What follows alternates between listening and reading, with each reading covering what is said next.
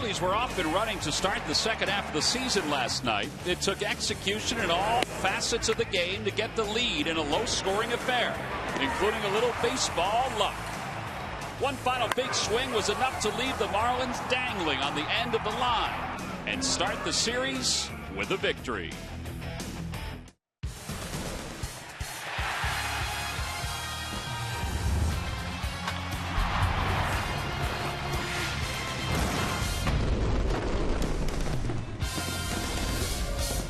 One of the great traditions here in Philadelphia, it's photo day, or in this case, photo night at Citizens Bank Park. Chase Utley, Ryan Howard, all your favorite Phils are out on the field, getting some shots with the fan, getting some selfies. Ben Revere, he likes some selfies with his fans. And, of course, Cole Hamels roaming the crowd. Always a smile on the face of the ladies and all the fans, getting a chance to consume a little photo day. It's Weekends with Schmidt, presented by Acme Markets. And as we go along tonight, we'll try to figure out which one's Diekman, which one's DeFreitas, and which one's Kenny Giles, because it doesn't seem like they know which one is which. Hi, everybody. I'm Tom McCarthy, joined by Matt Stairs and Mike Schmidt as we get set for another weekend with Mike. And obviously the Phils coming off the high of a victory last night. And we've talked all year long just what a pleasure it's been, Mike, to have Jeff Francoeur on this team. Yeah, it sure has, and it's good to be back with you guys. Missed baseball for a couple of weeks. I hope you had a nice little hiatus from me.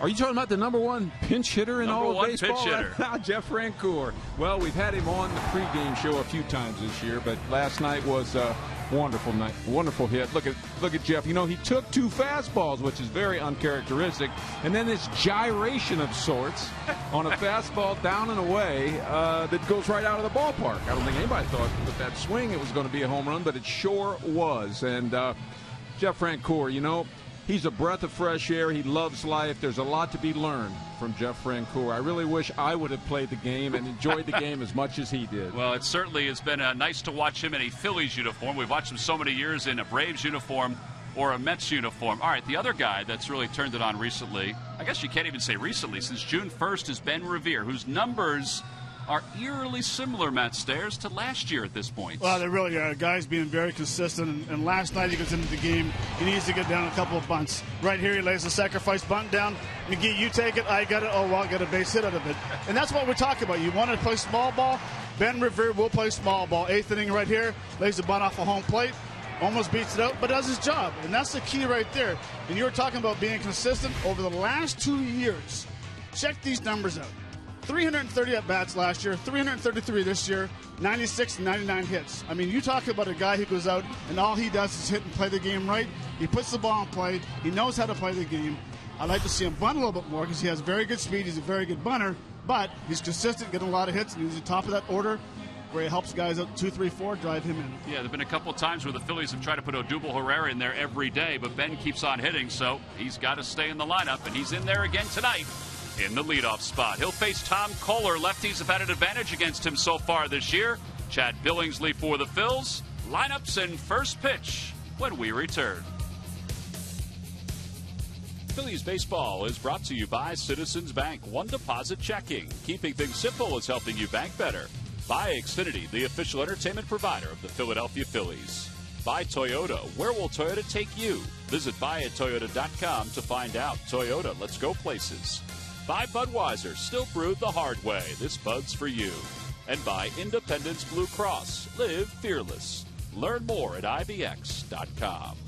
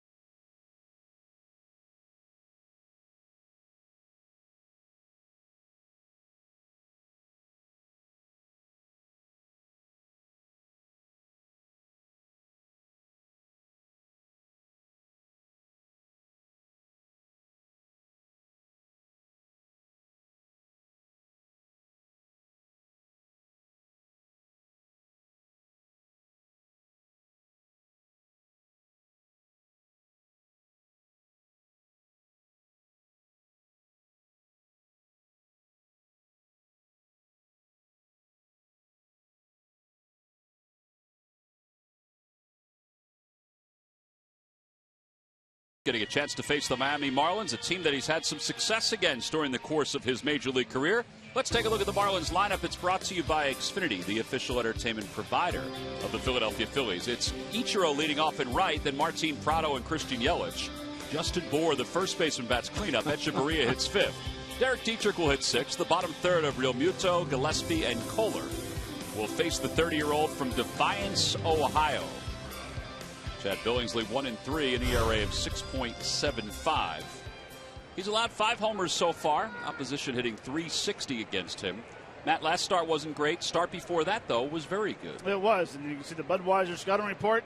Fastball will hit 92 miles an hour. It uses all 4 pitches and average just under 16 pitches per inning.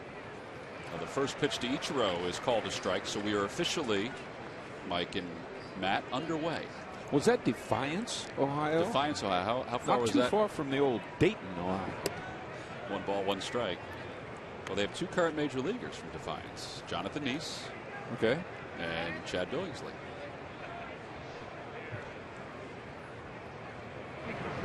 Ichiro takes way inside. It's 2 balls and 1 strike. Ichiro was a pinch hitter in last night's game, then stayed in the game to play right field, had a base hit as a pinch hitter.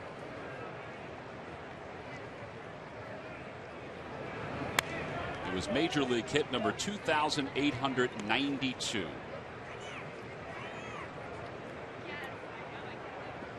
But that's only part of it. Over 4,100 hits total between the majors and Japan. 2-2 pitch. Up high, 3-2. So is it safe to say, let's see, how long is it before he would be getting close to becoming the hit king? Well, that's a good question. Now, Pete says that although it's a great mark, we cannot, as baseball fans, acknowledge it as the all-time mark. 3 unassisted. Well, there's 1 away. Time now for our Nissan keys to the game. Matt, we will start with you. All right, well, for me, tonight I'd like to see Ruiz give a nice low target for Billingsley to get him down in the zone with the sinker and the cutter. And for me, it's Cesar Hernandez in a bit of a funk from the last few games before the break, as well as last night's ball game. You all remember when this whole thing started for Cesar, before, as Utley had an injury and went on the DL. It started with walking a lot. We noticed he, each game he played, he seemed to get 2 walks. He seemed to be getting on base all the time by way of the walk. So let's get back to working the count, appreciating the walk, taking what the game gives you, and throw that little line drive in there every now and then like he was. Yeah, it seemed like he got out of that rhythm in Los Angeles when he was facing Kershaw and Greinke. As that one is fouled back by Prado.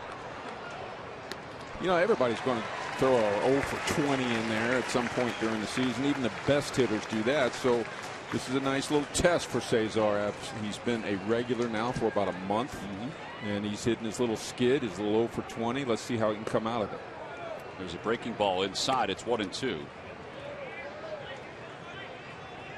Martin Prado hitting .267. Last night he was 0 for 4. He grounded out a couple times, flied out the other 2. Just off the disabled list. And he pulls that one out toward left. Cody Ashe makes the catch. 2 outs. Well, he smoked a hanging off speed pitch right there, hanging a little bit inside.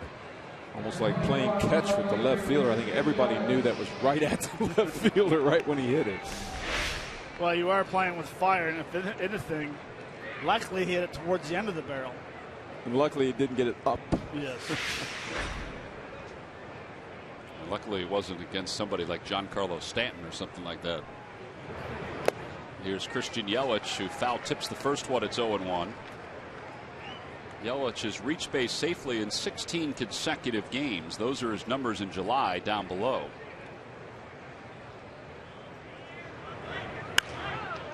The rest of his outfield is missing. Stanton's on the DL.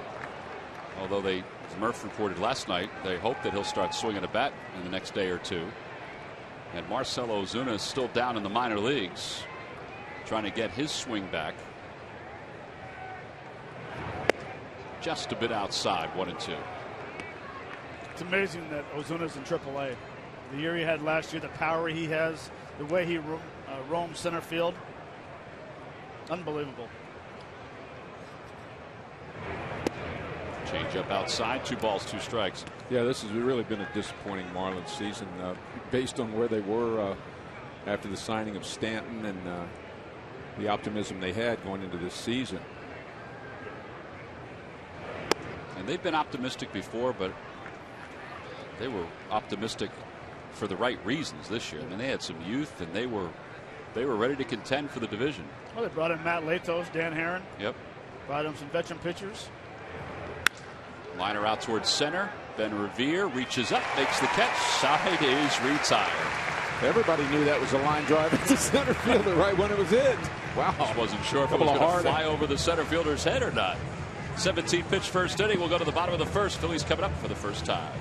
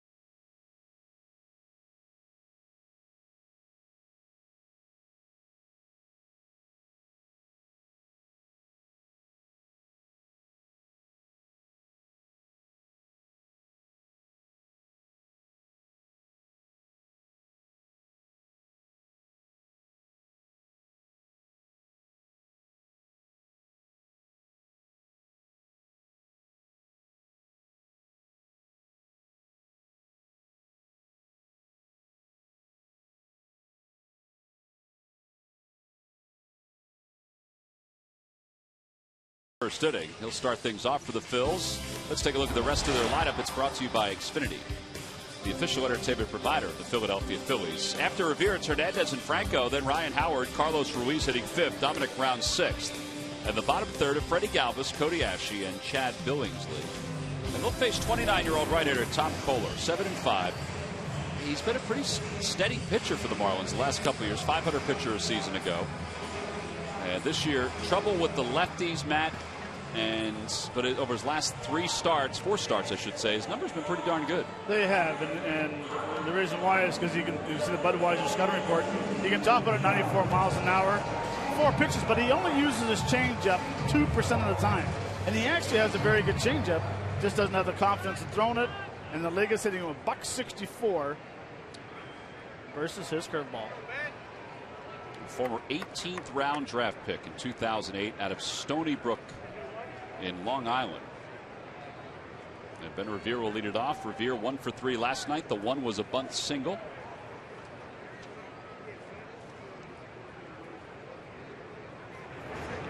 Outside, 1-0. Ben has 9 hits in 19 career at-bats against Kohler. In fact, the Phillies have a few hitters in their lineup tonight that have hit Kohler well. Revere, Howard, Brown. Chooch. Yep, Carlos 3 for 9 with a homer. The Lucky McDonald's Phillies home run jackpot contestant is Leonard Hetton of Pottstown. Phillies hit a home run at today's ball game, then Leonard will win $100. I like that. Usually you wait till Michael Franco comes up to announce the home run hitter. Maybe this is a trend. Maybe Ben's going to hit one to the right center or right field. I'm an equal opportunity McDonald's giver. 2-2. Just don't wait till the pitcher gets up. Well, there might be some times that we would do that. Chopper toward the hole. Trouble. Echeverria has it, flips on the run, and it's off the glove of Bohr. And Ben Revere is safe at first. Boy, he made a fantastic play in last night's ball game. How fast he got rid of the ball last night. Yeah, and it was a very, very similar play right there. A couple steps to his right, quick release. You have Ben Revere running though, and you need to throw a strike. First baseman made a nice pick last night, but that ball was not pickable. Non-reachable.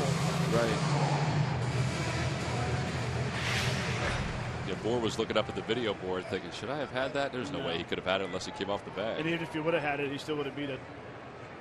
So the first hit of the night goes to Ben Revere. His average creeps closer to 300. Cesar Hernandez shows bunt, takes outside. It's 1-0.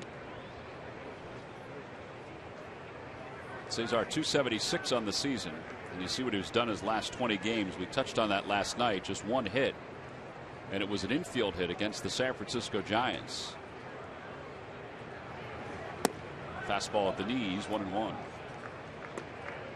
And a good way to get a guy out of a hitting slump. Have some runners in motion. Put a hit and run on. He doesn't think. He just wants to make contact. Excellent point. Thank you, Mike. Ben has 21 stolen bases this year. He's been caught just 5 times. The counterpoint to that, though, would be why hit and run when Ben can steal it? To try to get Cesar out of it. Oh, that's a very good point. Another strike, almost the same spot. It's 1-2.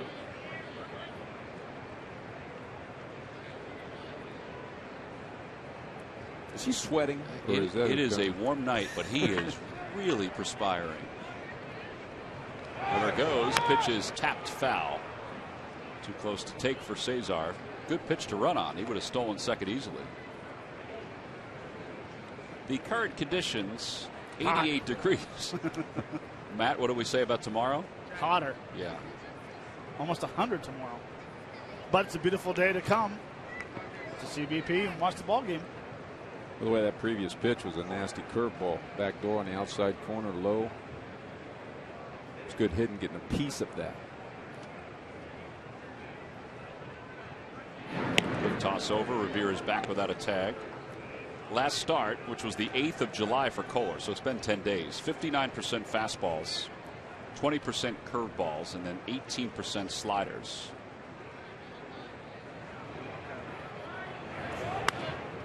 Try to sneak a 94-mile-an-hour fastball by Cesar. So what do you guys think of Fernandez last night? I thought it was pretty impressive. Well, I think if you're a Marlins fan, you were probably hoping that he would stay in the game. I know they needed a little offense in the 6th inning, but he was pretty impressive. He was. So was Morgan. Mm-hmm. Pitch is high. The throw to second is off the glove of Echeverria, and Revere steals his 22nd base of the year.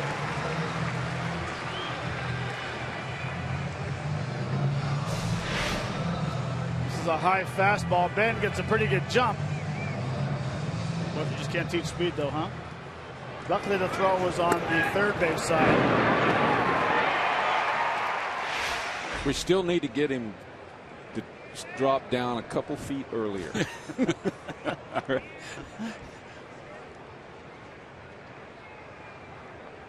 2 balls, 2 strikes to Cesar. Inside 3-2. You know what he should do, particularly when we're at home, when he goes out to center field, he should put a mark down in the dirt when he goes out for defense, so it's there when he gets on base in the bottom of the inning. Well, didn't Ricky Henderson? He used to slide extremely hard into the bases. Oh, yeah. Well, but he dove into the bag and slid over top of the bag. Right. So he'd always had his body on the. There we go. Work Walk the count. Take those walks. So that puts runners on first and second. 8 pitch at bat. So is that what you're looking for? An 8 pitch at bat? Well, I'm like looking for deeper counts. See more pitches. Matt really brought that up to me earlier in the day. Strange pitch, though. 3-2 curveball. Interesting.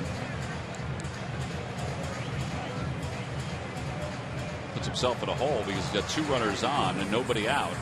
And Maikel Franco coming up. Back in the day, you're standing in the on-deck circle. You got a hitter up ahead of you. It's 1 for 20, 0 for 20, something like that. Singles hitter, yep. I would say. 3-2 curveball. Golly, he must want me. Right? So much for respect. Ground ball to second, and Cesar is able to break up the double play. Over to third base goes Revere. 4-6 on the put out at second base.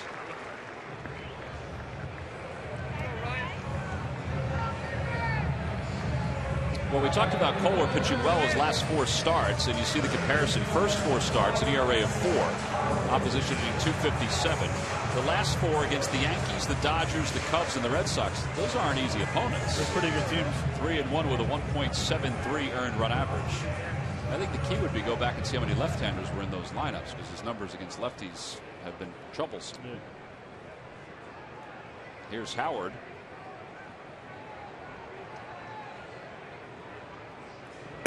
And Howard takes a strike. It's 0-1. 349 home runs for Ryan Howard. When he hits 350, it'll move him into a tie with Chili Davis. When he hits 351, it'll move him into a tie with Dick Allen.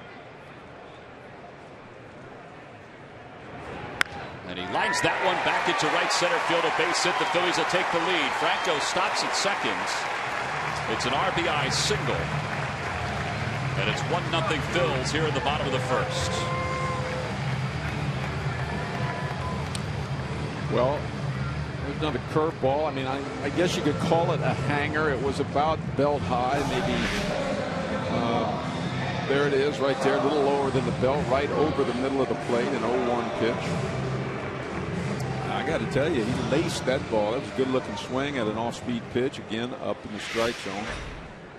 But definitely credit him with an RBI. What I didn't like, and I know you didn't like, is that Maikel Franco is on second, not on third.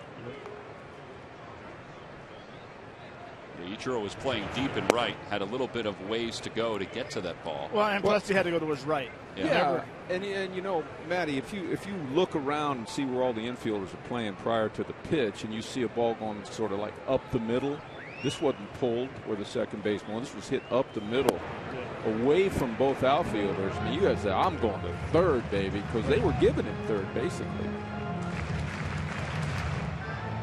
Well, and that's what you're taught as a runner when you get on first base or second base, even third base. You check where the defenders are, and not only the outfielders, but the you check the infielders as well.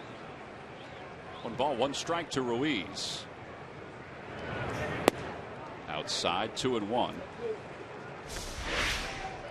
take a look at the way they're lined up. That ball comes off the bat. You are on third. Yep. Right. It should be, because especially when Ichiro goes to his right or left. Yes, he used to have a cannon of an arm. Right there. Look, right there. You're on third. Yeah, because he's watching the play right here. I mean, he fielded like an infielder. And you know who appreciates that? The guy hitting right now. Yeah. Right? Oh, yeah. Guy hitting right now, I mean, you know, it's a gift RBI with first and third. The fly ball, if you hit it, it's an RBI. It's not an at-bat. Team gets another run. Little things like that are what winning is all about. Breaking ball outside, 3-2. And trust me when I say this, if you try to go first to third with one out and you get thrown out at third base, no one will say anything to you. That's exactly right. And especially if the guy that hit the ball is on second when you get thrown out at third. Franco goes. The pitch is hit back toward the middle. Echeverria has it. Flips to second for one, and it's not in time.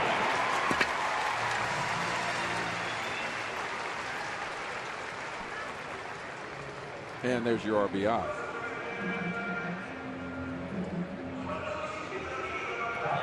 So instead, it's first and third with 2 outs.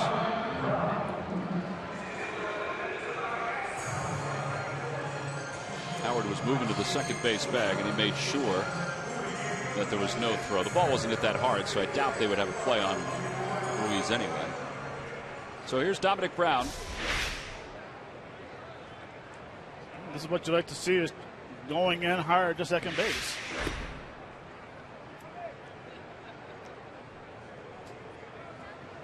One ball, no strikes to Dominic Brown.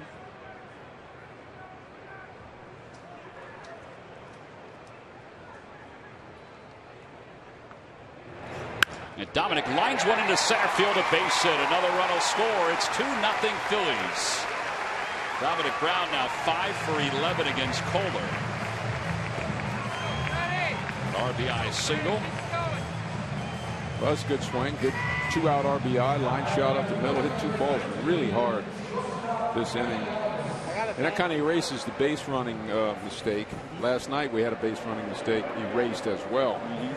But those don't always get erased, and I believe those should be pointed out to the younger players in the dugout at some point, or at least post game anyway. Well, Chuck Hernandez comes out to the mound to talk to Tom Kohler, who's thrown 24 pitches.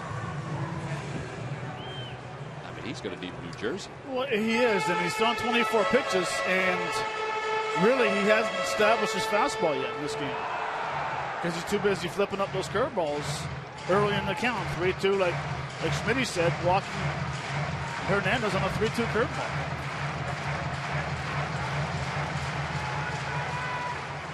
See if the Phillies can keep it going with Freddie Galvis coming up. Galvis 1 for 4 in yesterday's game.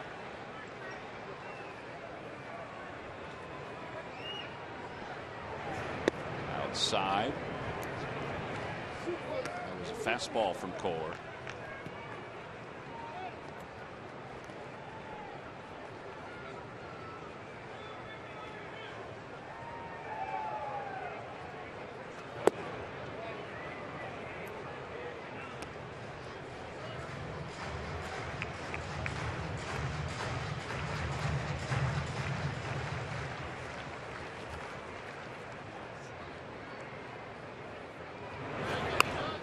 Fouls it away. 1 ball, 2 strikes. Well, this has been a good inning for the Phillies. We've talked all year long about the fact that they've given up a lot of first inning runs. It's nice to throw a couple of first inning runs against the opposition. They're the league leader in first inning runs allowed, and tonight they're turning the tide.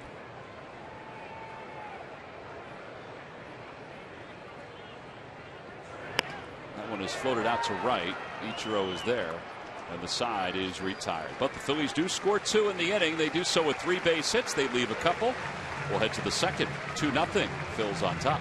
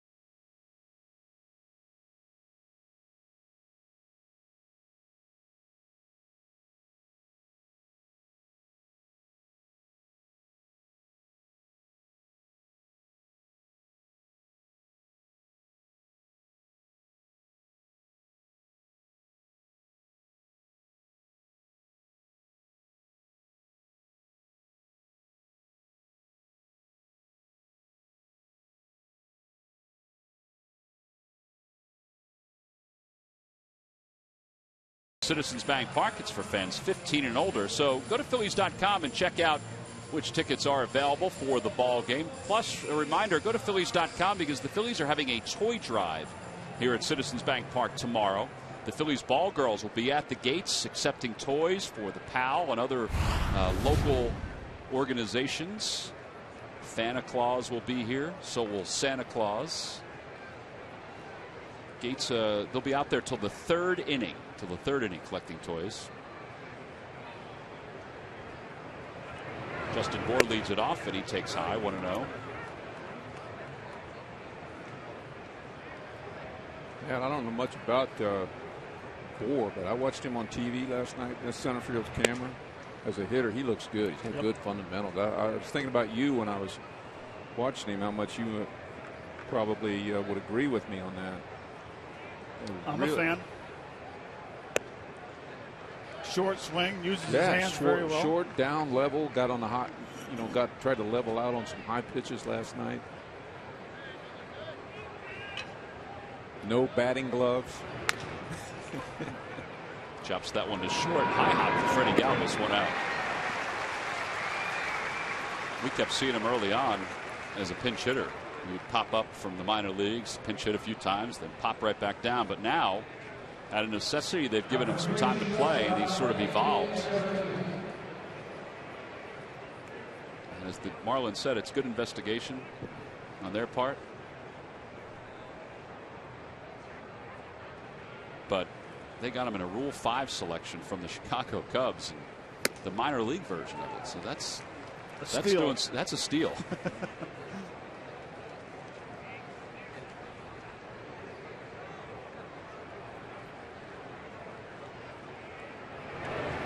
Echeverria fouls it back, and it's quickly no balls and 2 strikes.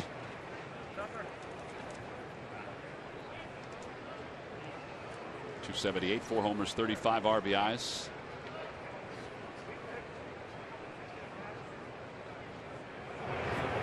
Up high, 1-2. Chad's fighting his command a little bit here. Echeverria is on track for a pretty good offensive year as well, right? Yep, 35 RBIs. I mean, you're talking about 65, 70 RBIs for a shortstop. Well, he just picked up the first hit of the night for the Marlins. NBC 10 News at 4, the only station with 20 minutes of nonstop news, weekdays at 4 p.m. NBC 10. Count on it. Back a few years ago, after the Marlins had picked up all those players through free agency and then a year later traded them away to the Blue Jays. We literally traded just about everybody away to the Blue Jays. They got Echeverria in that deal. So basically they swapped him for Reyes. Here's Derek Dietrich. And there were others obviously involved in the trade.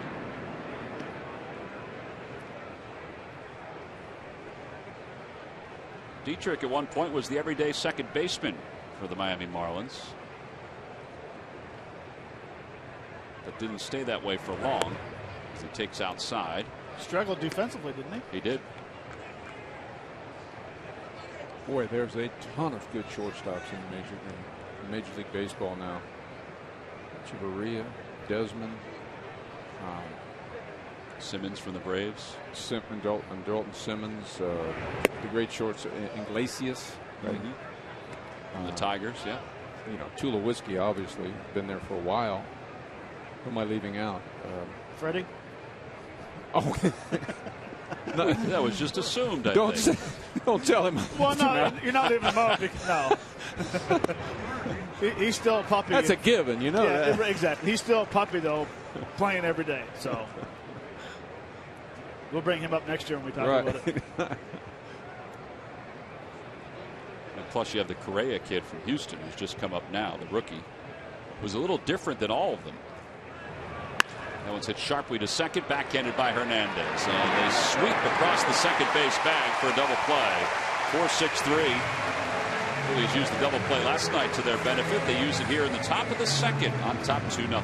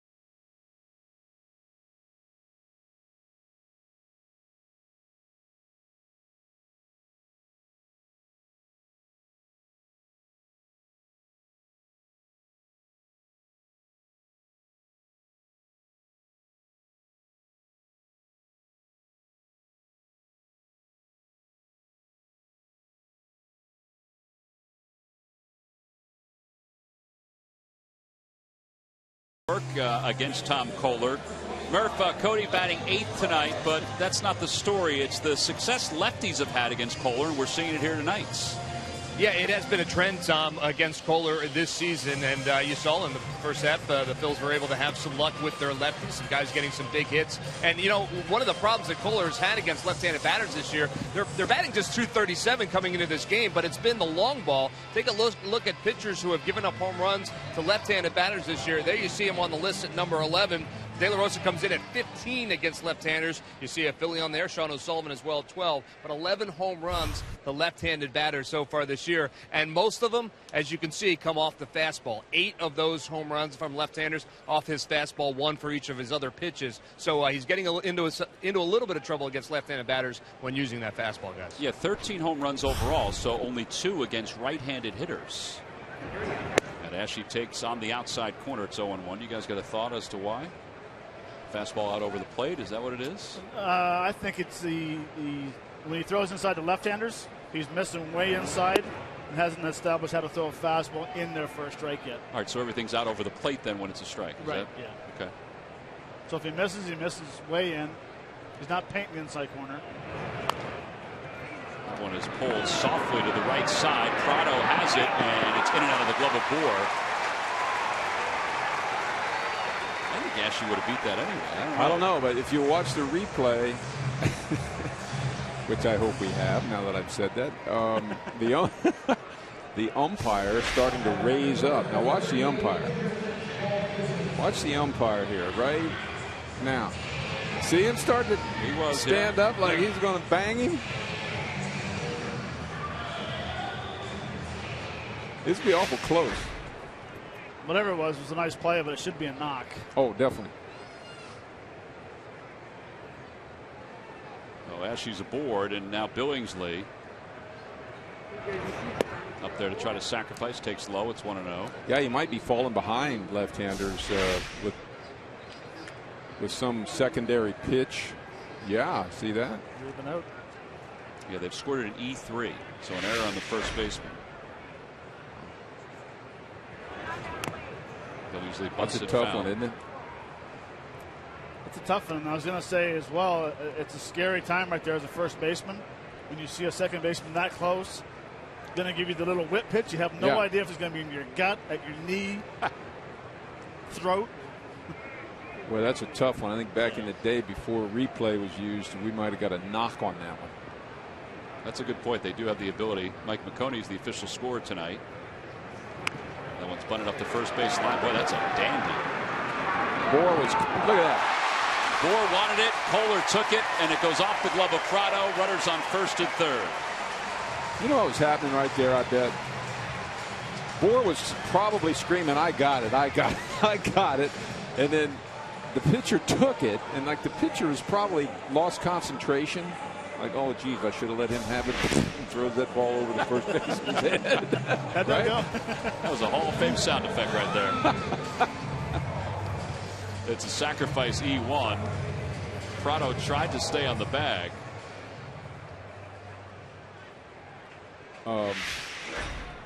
Marlins are a little sloppy the last couple of nights. Yeah, last night 4 unearned runs. Phillies haven't done anything yet in this inning, but they've got runners on first and third thanks to a couple of errors. The Marlins have allowed 28 unearned runs this year. I mean, that's not a lot, but 14 have come in the month of July.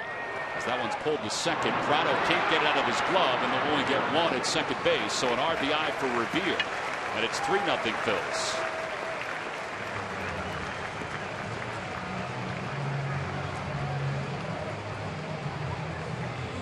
I'm not so sure Prado, and I know they were playing for 2, but I'm not so sure Prado didn't have a play at home here. Watch. Well, he doesn't even think about it, but watch Cody. Cody actually freezes. Doesn't go right away on the hit ball. So Cody's able to cross the plate. 3 runs are in for the Phils the first couple of innings. Cesar's at the plate, takes a breaking ball, 0-1. How about that, though, guys? 28 unearned runs, now 29. on the year, which is a good number. It's among the leaders in least amount, but now 15 in July. They're making up for lost time.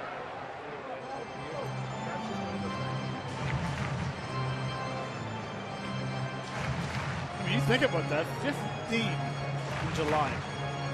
We haven't even played a full. We had 4 days off, right? Plus an off day or two. I have screwed this. I was going to say, how's your scorecard going? Oh, I'm out of practice. That one's back towards second. Echeverria will take it to the bag himself. Side is retired. Phillies, however, score one more run. It's an unearned run. We played our first 2 innings here in Philadelphia. We'll go to the third on top 3-0.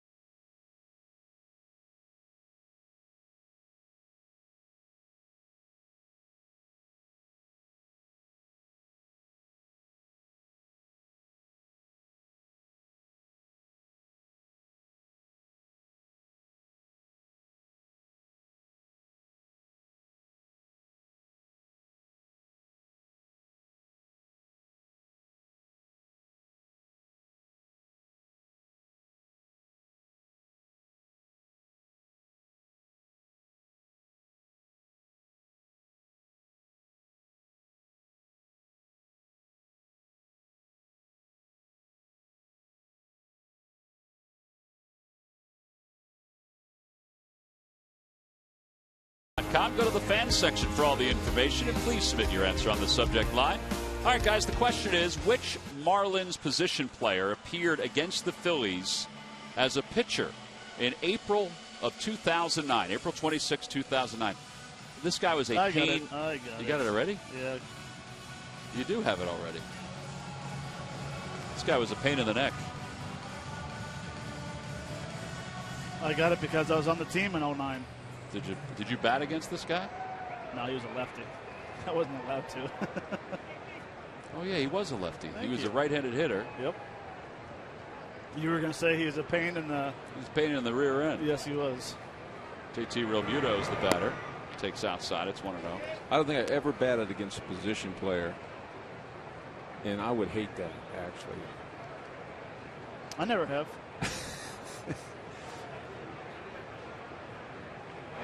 That's some serious bragging rights right there. You know what I mean? You got nothing to gain, everything to lose. Well, remember when Flaherty hit the home run against Francoeur in Baltimore? His teammates were killing him for swinging at the first pitch. Well, how about Ramos? Ramos had 2 home runs in one game against two different position players. Against Tampa. Yeah, against 2 different position players. Yeah. Hey, guys up there throwing a ball. You're right. This is like BP. It's like a dead arm. 2-1 pitch to Realmuto. Line drive into right field. The ball will go to the wall. No, it won't. Dominic Brown cut it off. And it'll be a double, the 13th of the year. Toyota Major League scoreboard. They played 2 today. Well, part of 1 and then a full game. Game 1, Nationals won it 5-3. Matt Dendecker hit a pinch hit home run for the Nats in that one. Game 2, well, Clayton Kershaw took care of game 2. He did. 4-2 the final score. Justin Turner, 3 hits and RBI. I bet they were suspended 3 times last night because they had a power outage. 3 different power outages. Paying Jason Worth too much.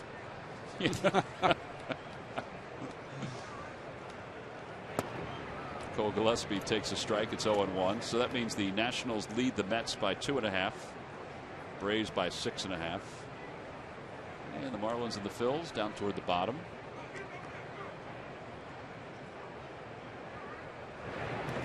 breaking ball, 1-1. If you were Miami, would you be thinking, well, we're only 11 and a half out? Geez. Winning streak together, and I think you have to. 5 out, 4 out. Boy, until they get those guys I back. know. What a difference this team looks like. It's without the big boy in right field. Drastically different on so many levels. I think the other thing that's hurt the Marlins too. Oh man, that ball went up to the Hall of Fame club, and some lady, thankfully, bent down to pick up a drink, and the ball went right over her head. She was not looking at the field. Little stripe lady. Yep.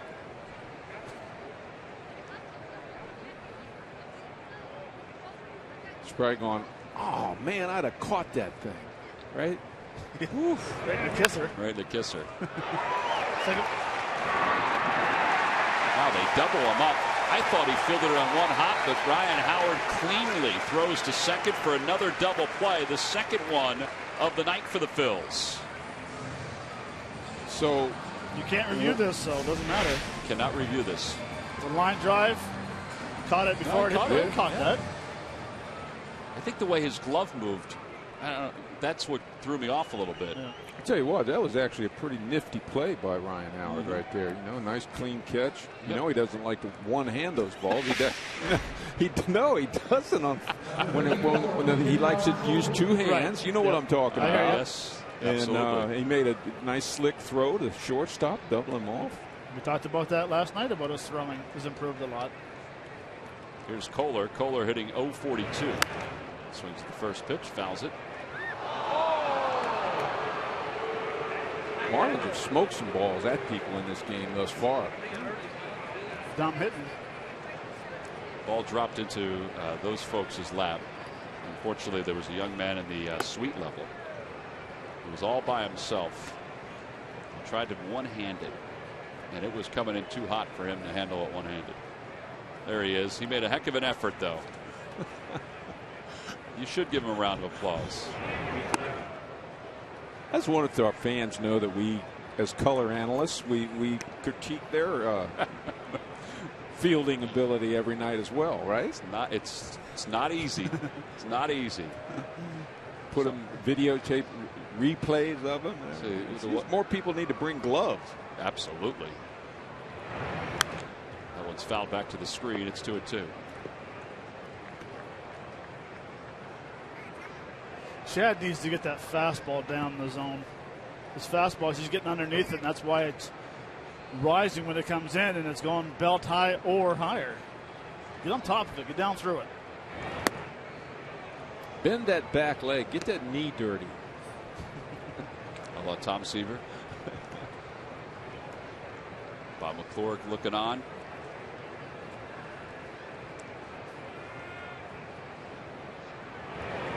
Got him. High fastball. First strikeout for Billingsley. He's allowed 2 hits through the first 3, but he's faced the minimum because of 2 double plays. We've played 2.5 here in Philadelphia. The Phils on top, 3-0.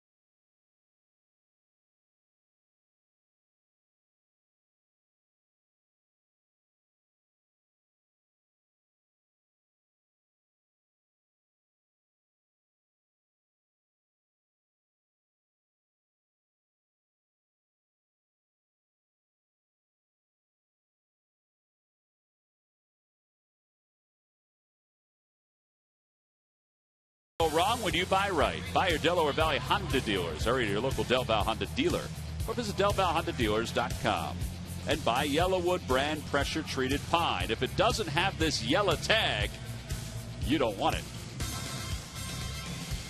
3-0 Phillies on top. Matt just stole a GoPro from somebody. Speaking of using GoPros, we saw a number of them out there today. Apple Vacations Photo Night, presented by Now Resorts and Spas. The Phillies players were out there shaking hands, taking some pictures. Carlos Ruiz, always a popular guy. I'll tell you, this is my favorite night of the year. When I was a player. I can't believe they didn't ask me to take part in this year. Well, I think we should have made sure we emailed you or texted you or let you know. There's Matt. Matt had the camera for a little while. Why are you wearing a hat? Because I have no hair. You got a little Nike golf hat on there. Yeah.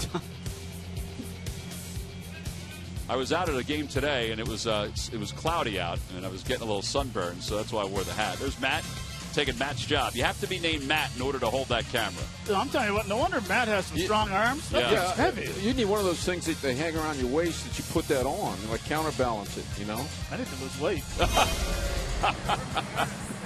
Don't we all, Matt? Don't we all?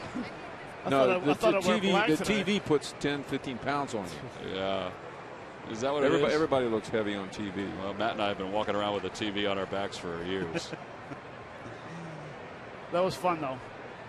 Yeah, it was great. The folks, a lot of times we do that during the day. And obviously this is a night game, so it was a little cooler for some folks. There's Matt. Look at those pipes. Yeah. No wonder he's so strong carrying that thing around. Look at that. Oh, yeah. Oh, there we go. Well, now here's the situation. A lot of times he gets himself into, I'm sure, Kohler against the left-handers. You know, he flopped up 2 breaking balls. Now he's 2-0, and he's got to challenge our best fastball hitter.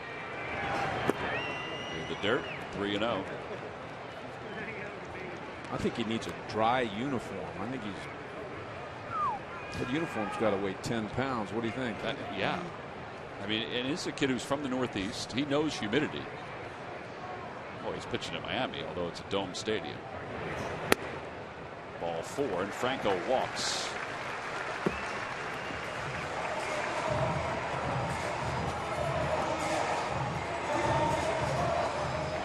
But also, we saw it last night with Fernandez. The Marlins pitchers, when the Phillies are taking the field, that's when they finish warming up. Yeah. So really, he's not having a whole lot of time. By the time he walks in, sits down, grabs your breath, and really, there's no time to cool off. Yeah, if they go down as quickly as they did tonight, you're right out there. Yeah. I mean, he's only thrown 43 pitches so far. Well, his uniform tells us he's thrown 83. He's thrown 143. Ryan Howard lifts him in the air down the left field line. And out of play, and it's 0-1.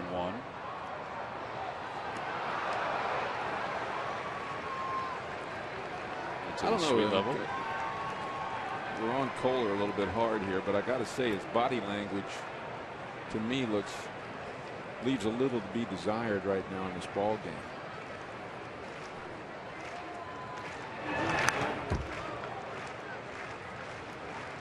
Well, the first time Howard faced him, he got a curveball that he ripped into right center field. Well, and it was a good job of hitting the ball back up the middle, but it was also nice not having that big shift on him and allowing him to have that big hole between the shortstop and second baseman. Tell you what, that base hit he hit up the middle, and the 3 cuts he's had in this at bat are 3 of the best swings 4 of the best swings in a row I've seen him take in a long time. Well, Ryan does swing and miss a lot, and he is right on this stuff.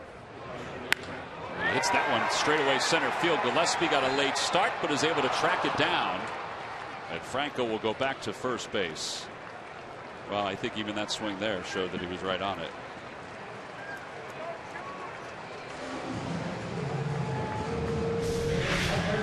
Location fastball comes back out over the plate.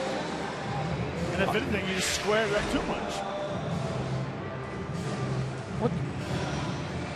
Yeah, Gillespie did not overrun this one like he did last night, but I'd like to get if we can get a look. I asked him. Here it is. Look at Howard's hands. Doesn't he look like his hands are back further, Matt? You know, like he's. You know how he bounces his bat a little bit on his shoulder, close to his neck normally.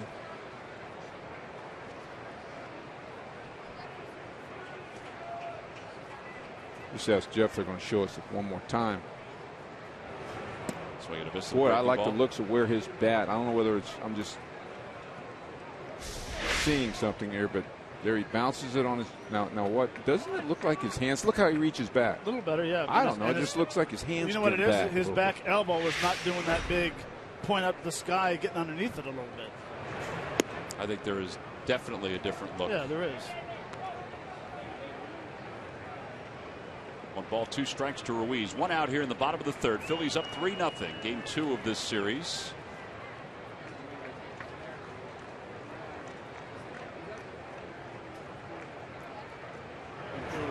Inside.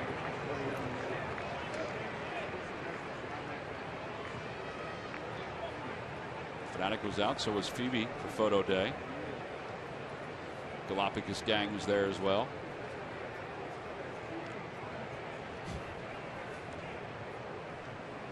Two balls, 2 strikes to Ruiz. And he fouls it over the Phil's dugout.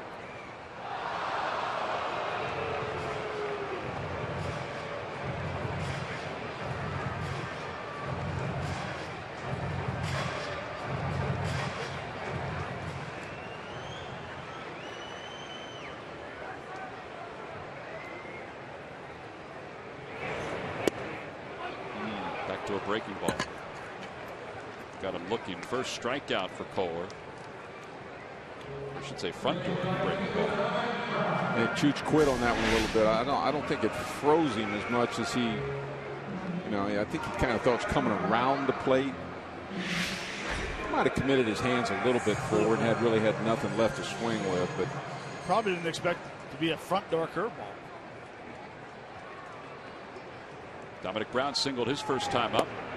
I'll tell you, Matt, if you watch Dominic right now, I think that is one thing that would make him a better hitter is if what we were talking about with Howard, he would incorporate, and then he's got his hands in that Phillies logo on his chest. If he'd get those hands outside of that logo, reaching back toward that umpire more. He starts to. I think we talked about that in Atlanta. His first time up, he comes up and hits a missile back up the middle, which is nice to see. 2-out knock. 1 ball, 1 strike. One gets away. It's almost like when you think about taking your hands back away from your left ear or your right ear, it's like you almost want to think about passing the bat to the umpire. Hands going back nice and easy, and it's just a little pass. And that's what gets you into a power position. That's what Franco does so well. Yep. Franco's last move before he swings is his bat goes back. That one's pulled sharply to second. Out in front of it, so the side is retired. No runs, no hits. 1 man left. 3 in the books here in Philadelphia. The Phils enjoying a 3-0 lead. Ichiro will lead it off when we come back.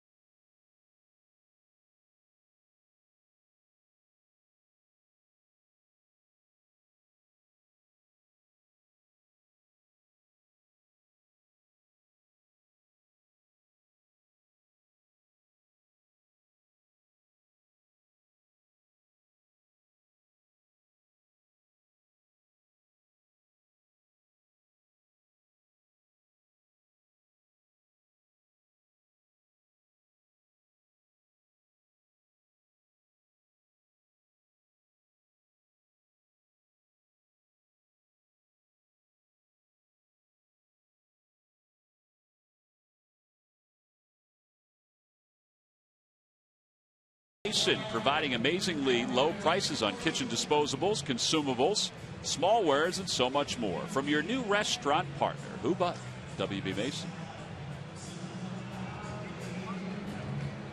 The Fanatic glasses, they were popular, was it last year, Matt?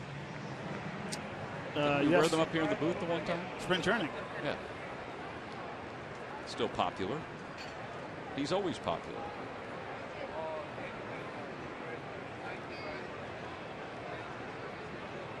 He's got a foul. He's at the Pied Piper. Ichiro leads it off. And he takes upstairs. All right, so to your question before about Ichiro and the all-time hits, 4,256. He's at 4,170. His Billings will make this play. So he's 80 away. He's 80 away. Pete has talked about it. He said, listen, guy's first ballot Hall of Famer. He is one of the best hitters ever. But he's not the hit king if he passes me. He said, no offense, and I'm paraphrasing, but he said, no offense, but he's not the hit king. Well, didn't we have Sadahara O as the all-time leader in total home runs at one time? Yes. I'm not sure where that is now. I don't think he's, no. But it is a tremendous feat, and he is a Hall of Famer, Ichiro. And could reach 3,000, depending on how he finishes this year. Could still defend, so there's no problems there. Prado takes on the inside corner, 1-1. Speaking of the hit king, did you happen to see him at the All-Star game? I did. Wearing a bright red jacket. Got a nice round of applause. That one is pulled down the left field line. It's a fair ball. Another hanger. This time it didn't go into Cody Ashley's glove, and Prado will pull into second base with a one-out double. Prado has proven he can hit a hanging curveball on the inner half of the plate tonight.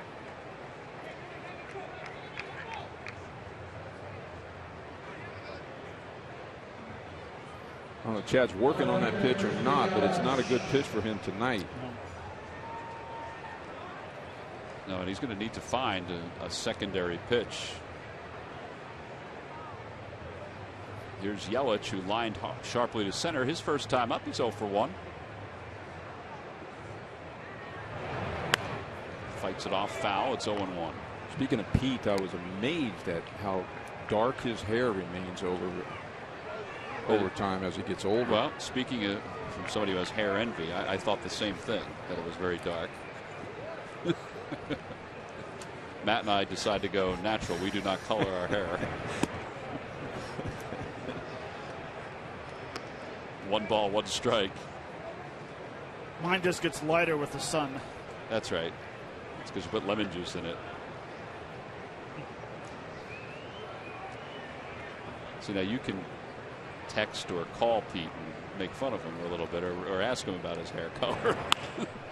We cannot.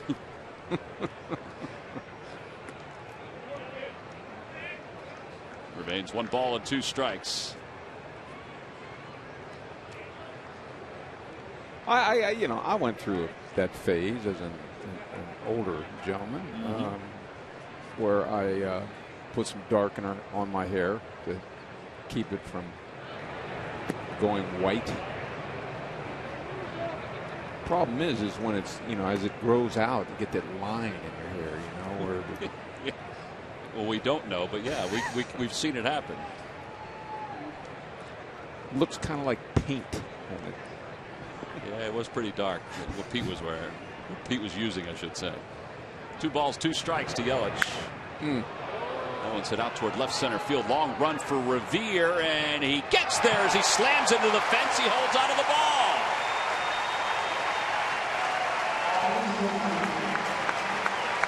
Ben Revere with a wonderful track. That was one of the longest outfield runs you'll see to catch a ball, Matt. Well, and especially when it comes off his bat and is tailing away from him, takes a peek to see where he's at. That's a long run right there. The key is he took a peek where Ashley was, but he never broke stride. No, knowing how many strides he has from the edge of the Warning track to the wall. That's right. You need to give him a blow, right? How about stepping out of the batter, Chooch walking out to the mound or something here. Justin Bour is the batter. Bour takes at the knees. It's 0-1. But you're right. A lot of outfielders, when they feel that warning track running that fast, will kind of bail out at the last second. Yeah. Maybe stick their glove out, but they won't, run headlong into the wall, spin off the wall. Oh, just blew a 92-mile-an-hour heater right by him. Went up a little bit on it. Well, we talk about Ben's defense a lot. He freezes sometimes, doesn't get the best of jumps all the time. That was a really nice play right there. Very nice. He'll get another opportunity. Maybe Ashley will help this one out. Yep, he will. Thank you. He'll make the catch. Side is retired. No runs. One hit. And one man left in scoring position. An outstanding defensive play by Ben Revere to help the cause of Chad Billingsley and make sure this remains a 3-0 ball game.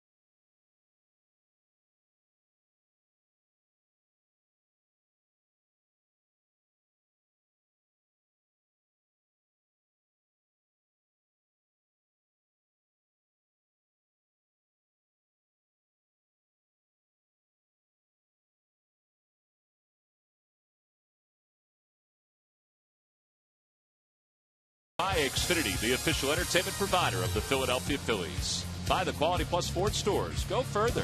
And buy Budweiser. Still brewed the hard way. This Bud's for you. Home half of the fourth inning, 3-0 Phillies on top. Phillies scored 2 in the first and then an unearned run in the second. Beautiful shot of Center City as we head into the ballpark. Freddie Galvis will lead things off. He flied to right his first time up.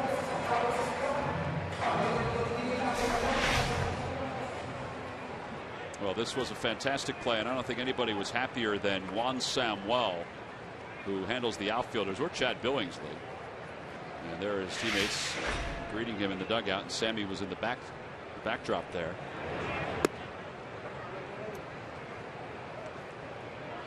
Sammy is the first to tell you that you did something great, and he doesn't wait if he feels like he needs to tell you have to do something better. A lot of coaches wait till the end of the game or something. He does it right away. Muscle memory. Great way to be.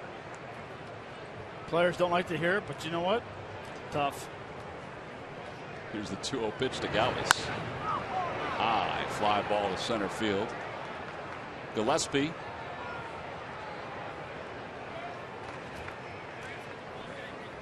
Toyota Major League Scoreboard, the Cubs and the Braves squaring off in Atlanta. In Chicago, thanks to Chris DeNorfia, leads the Braves 2-0. Chicago is 9 back in the Central. Pirates are 3.5 back. Actually, the Pirates, 3.5. They're leading Milwaukee right now, 3-2. Boy, did they close in a flurry before the All-Star break against the Cardinals, didn't they? They did. Those games were high drama in July. Second best record in the National League. Pirates. Pittsburgh has 53 wins, so yep, second best record. Ben Hurdle does a heck of a job over there.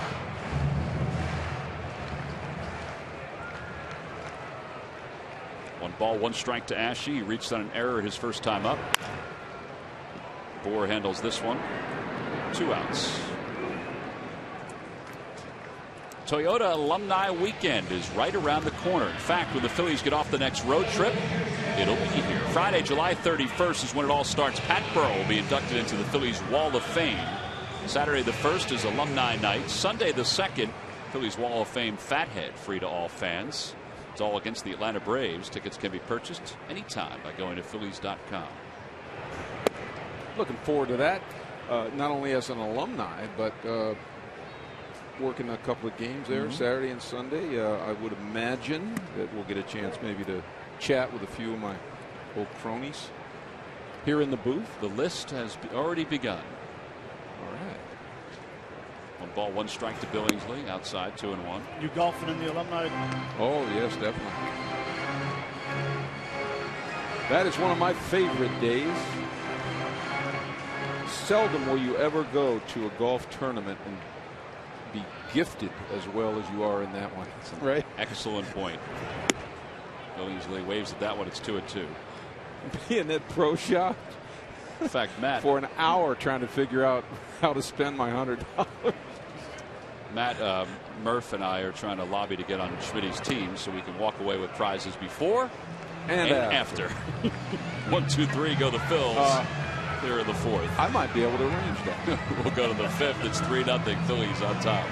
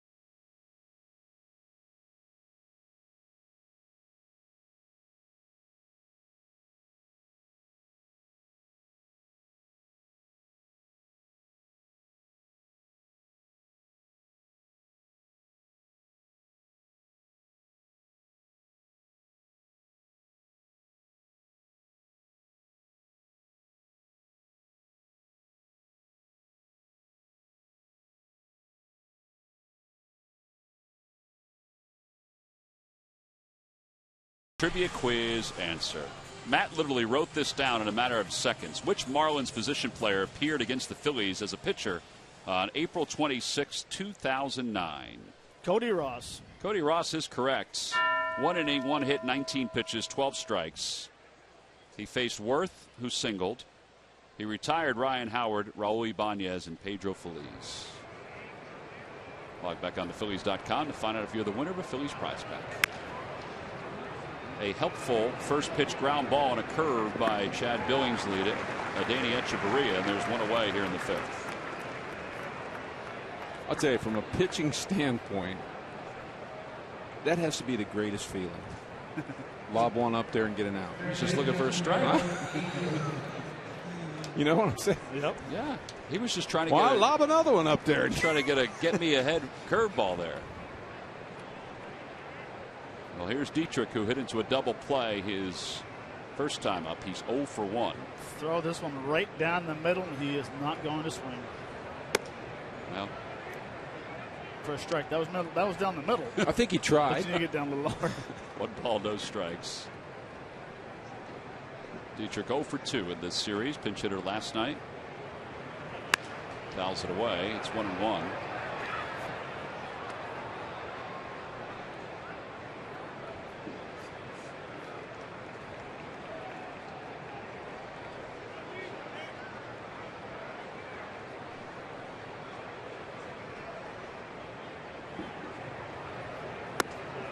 upstairs.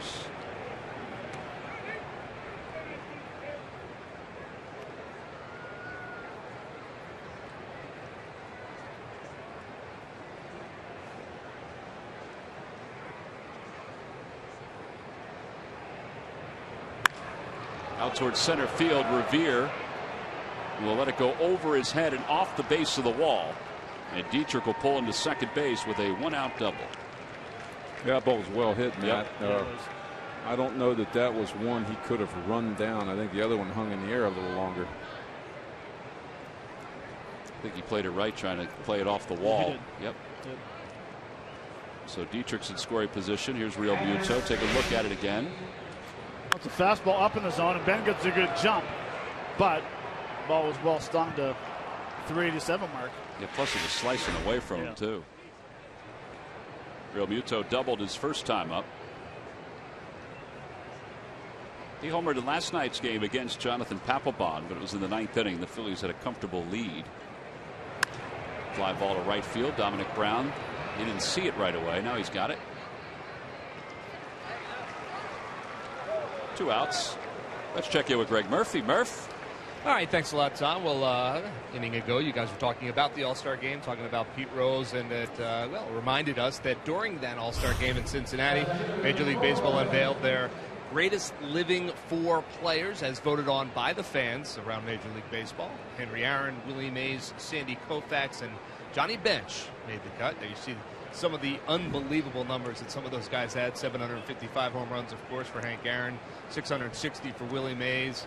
But Sandy Koufax and his 2.76 career ERA. Terrific players. Obviously, there were many players that could have supplanted 1 or 2 of those guys as well, because so many of our great players in baseball are still around. But those were the ones that the fans voted, and it was a pretty cool ceremony out there in Cincinnati for sure. Well, it was a great ceremony, and it was great to see Hank Aaron and Willie Mays being escorted out onto the field. There is great debate on who should be there. I don't think there's debate on Willie Mays or Henry Aaron. I would agree with that. The guy up here in the booth, you could debate him. Sorry, Matt. Quite all right. 3 balls and no strikes. That gentleman right there. Yep. Could debate Tom Seaver possibly being on that list. The list goes on and on. Nolan Ryan, lefty. There's ball 4 as Gillespie works out a walk with 2 outs, and it brings Kohler to the plate. Ricky Henderson. Yeah, the guys that just missed: Tom Seaver, Ricky Henderson. Don't rub it in anymore, all right? Pedro. Yeah, but didn't they have to print out the ballot, write my name in, and then fax it to somebody? There was a very long process that had to be done. They had to get it on horseback and get it there to baseball offices in New York. For the record, Mike, we did all of that. Yeah. I know. I had to have at least 10 or 12 votes. I sent my horse out weeks ago. So I mean, I sent mine by a donkey. Koufax probably got close to 1 million votes. I probably got 15 or 20. Well, Barry Bonds was on that list also. I was surprised he got as many votes as he did, to be quite honest with you, based on what there's we a list. think we know. Are you telling me now that I got to go look at a list? Well, I don't really want you to do that. We'll do it after tomorrow's game. But Mike, of course, was on the Phillies franchise for. Yeah, a lot of respect the Phillies got in that voting. 1 ball and 2 strikes to Kohler. Well, you got to spend the All-Star break at home then. And a fastball on the outside corner. He got him looking. Second strikeout for Billingsley. Marlins lead 2. We'll head to the bottom of the 5th. It's 3-0 Phils.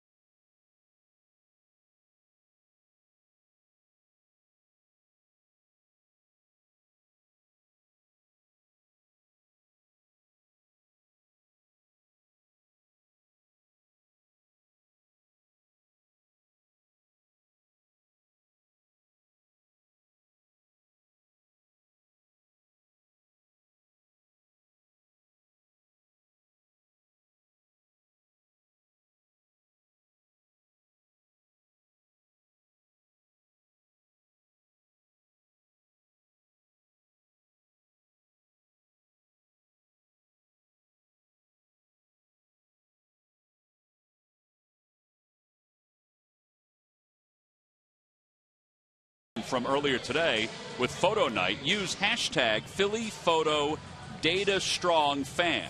That's right. Matt, write it down. Hashtag Philly Photo Data Strong Fan. And you just might see yourself, Matt Stairs, in an upcoming broadcast brought to you by T-Mobile. 3-0 Phillies, bottom of the 5th inning. Murph, you've got an addendum to your story, an addition to your story. I thought we were going to let that go. Just do what I'm told, Mike. Just do what I'm told. Why don't we unveil the Phillies franchise 4 while we're talking about it? There they are. Richie Ashburn, of course, on that list. Steve Carlton is 241 career wins. How about the great Robin Roberts? The number that jumps out there, 272 complete games for Robin Roberts. Incredible. And then, of course, Mike Schmidt, 548 home runs. Not too shabby with the glove either. So there are your franchise 4 for the Phillies. Lots of votes you got there, Mike. I promise you that. Lots of votes, lots of curls, too, you had there, Mike, in that photo. So, I mean, what do I get for that? You get our admiration. Ladies and gentlemen, Mike Schmidt. I can honestly say that I have the exact same batting average of my career than Mike Schmidt. A lot of guys do. That's You know that? It's awesome. 267? Is that it? Is that what it is? Or 263? Actually, I might get you. I think I have 268. I thought I was 267. Depends if we're doing Canadian or American. That's a very popular career average, But 267. you get me by a lot more home runs, RBIs, hair. Plus, you got your number up here at the ballpark. You got your plaque in Cooperstown. And I mean, how about Jimmy Rollins, the all-time Phillies career hit leader? A lot of the 2008 guys I thought would be in the mix for one of those spots. I would agree with you on that. It's hard, though, when, I mean, for any of these franchises, particularly the Phillies, these long-standing franchises. I mean, you know, how'd you like to pick the Yankees? How'd you like to pick the Yankees? Well, that's it, too. Jeter's not on that. Reggie. It's DiMaggio, you know, the big 4, right? Yeah. Mansell, DiMaggio, Ruth, and Gehrig. Yep. All right, let's drop this subject. Get back to the game. 0-2 is way upstairs. It's 1 ball, 2 strikes to Ben Revere. Ben has been on base twice. He singled his first time up, an infield single, and then had an RBI and a fielder's choice his last time up. He's going to be retired here by Kohler. 1-3 on the putout, and 1 away. And Cesar Hernandez is coming up. There's got to be a contest. I'm not dropping. I'm coming back.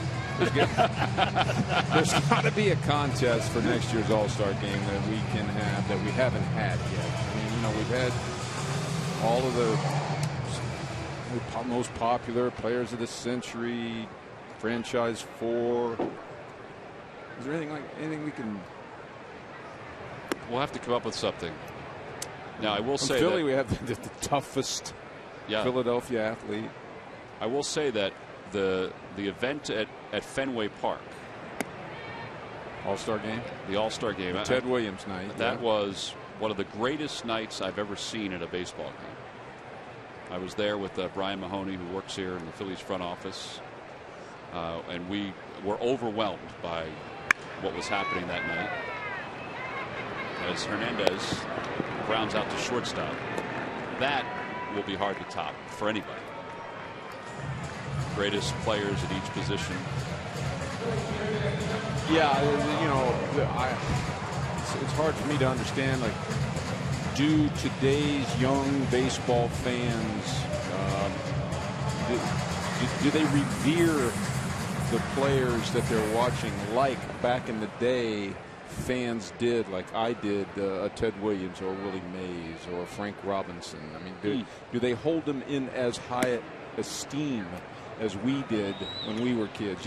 Am I making sense with my question? I think some do. I think that there's so much more exposure to today's athlete through social media, through the internet, through television, that, you know, for some people that were, let's say, in California, who wanted to be the next Mike Schmidt because they were a third baseman, they didn't probably see you that much. They might have saw you game of the week. Right, that's for sure.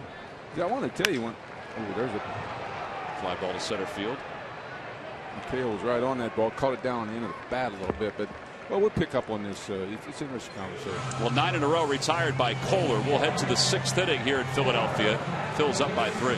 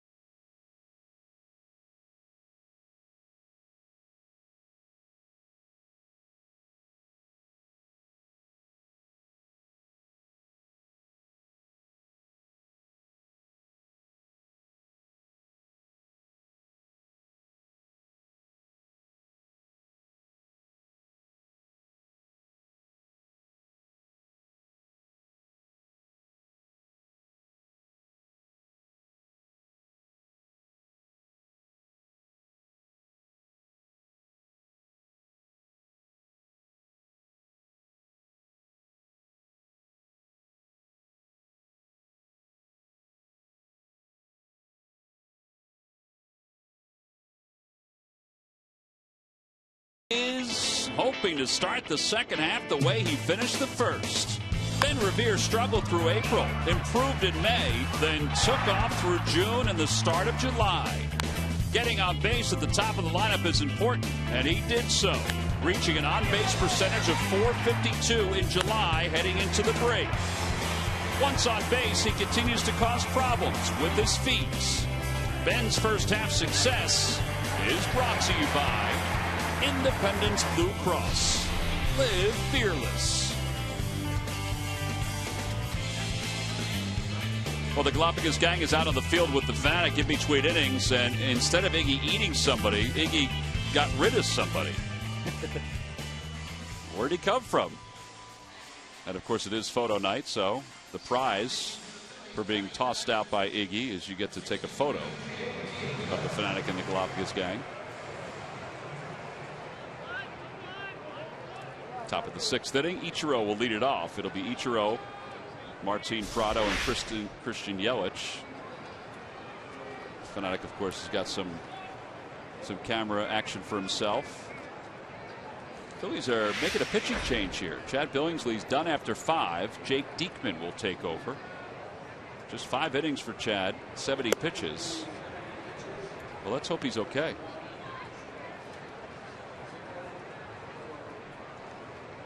Scattered 4 hits through those 5 innings. Of course, no runs.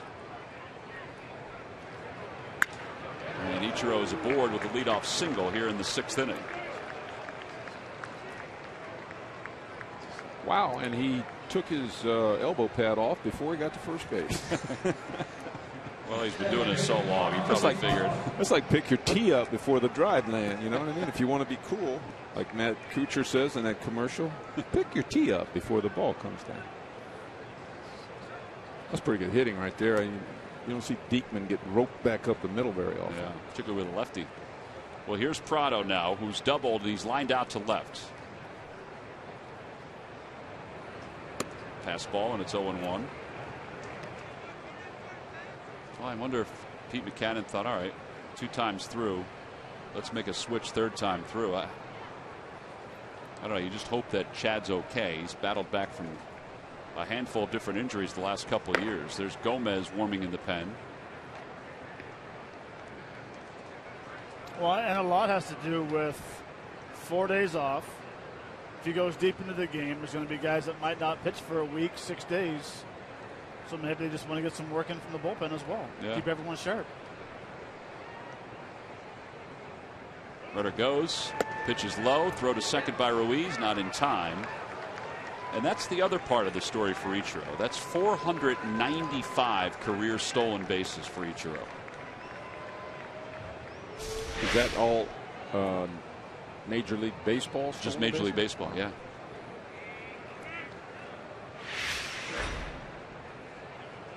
Well, he stole 495th very easily. Tremendous jump at first base.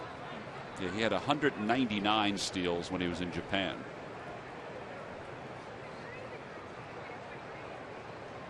694 stolen bases. It's pretty good. High fastball, 1-2.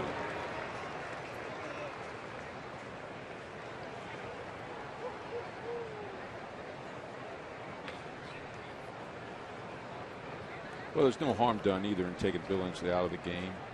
A little history of arm issues, and you know, you lose nothing, and it's all good. You know what I mean? It's all good getting him out of the game. And like Matt says, several of these relievers haven't thrown in a long time. Yeah, the Phillies played Sunday in San Francisco. And then, of course, the 4 days off for the All-Star break. For some, it's 6 or 7 days since they last threw.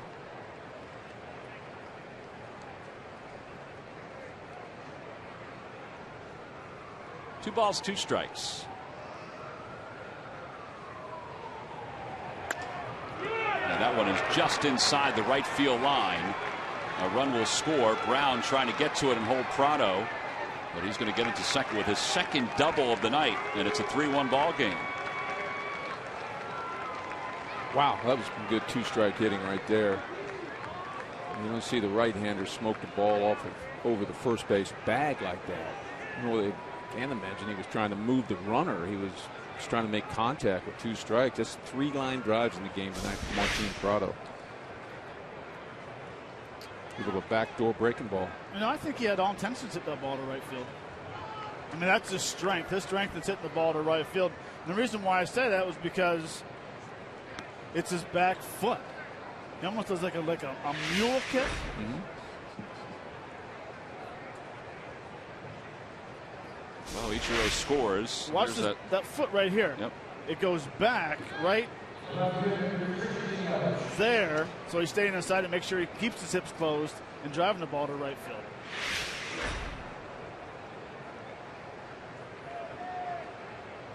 Well, now Yelich, who's 0 for 2. He's hit 2 balls sharply. Robbed his last time up by Revere. Tracked it down in left center field. Slider, and it's 0-1.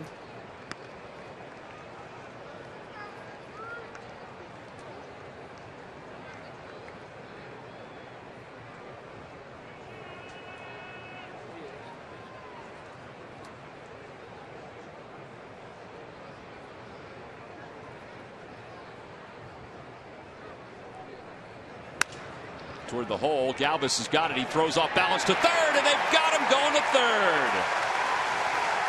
Now that worked out well for the Phils. For Prado, you can't get thrown out at third for the first out, but that was a heck of a play by Galvis. We saw that one the last time I was sitting in this seat, right? And Miguel Franco couldn't seem to find the bag to make the tag, and that time he did. He got over there.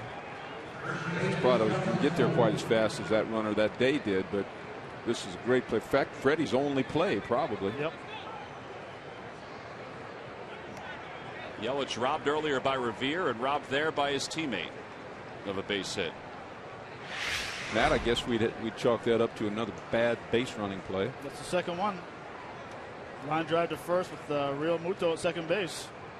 Getting doubled up. Fans out there wonder why it's a bad play. Well, there's nobody out. Plays in front of you. Never make the first out at third base. You can make the second out at third base.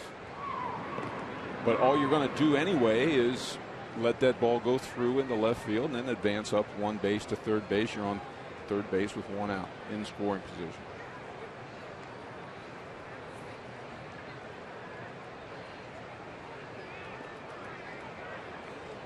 He's been really trying to keep Yelich close at first.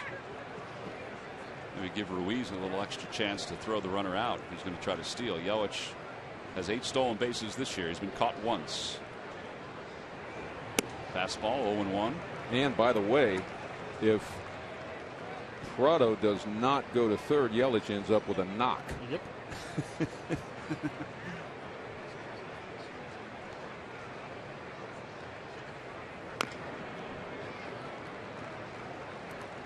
I think they gave him knuckles in the dugout for hustle there. I think they stayed away from him. No, they probably would have gave him knuckles for hitting the double. That's true. And then gave him a fist to the jaw for dumb base running.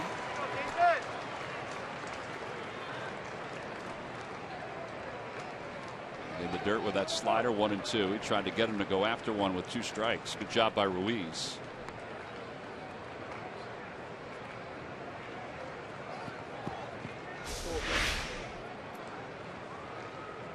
Yeah, very nice job of smothering that, keeping it in front. Chute's got to be one of the best in baseball with that.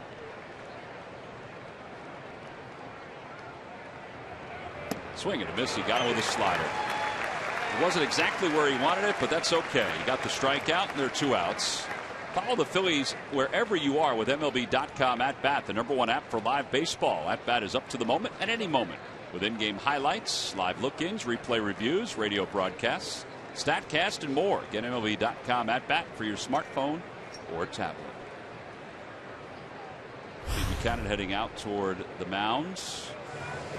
And that's going to be it for Jake Diekman, who is charged with the run. The runner at first is his responsibility. They'll go to Genmar Gomez here in the 6th inning. So they'll go righty on the right-handed hitting Adeiny Echeverria. Another pitching change here at Citizens Bank Park with the Phils on top 3-1.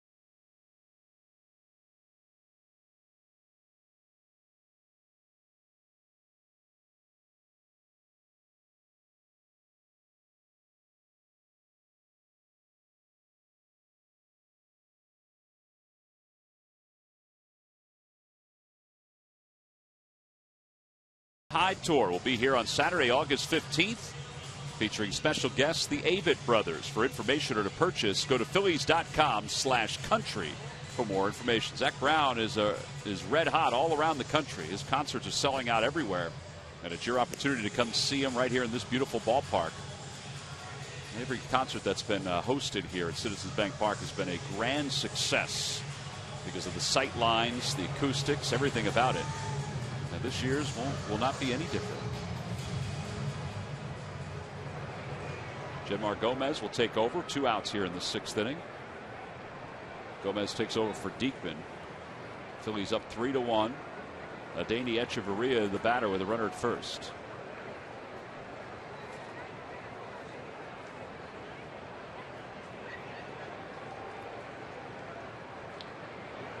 Fastball, and it's 0-1.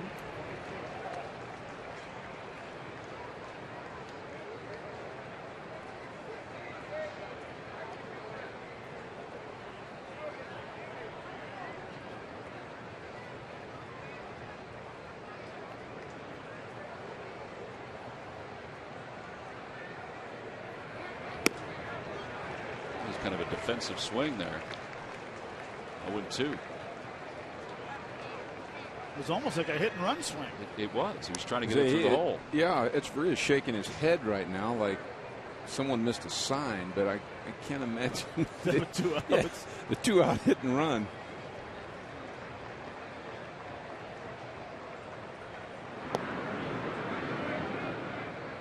Toyota Major League Scoreboard from New York, or from St. Louis, I should say. The Cardinals are shutting out the Mets 4-0. Jason Hayward, an RBI and a run scored in that ball game. Bartolo Colon, John Lackey on the mound in that one.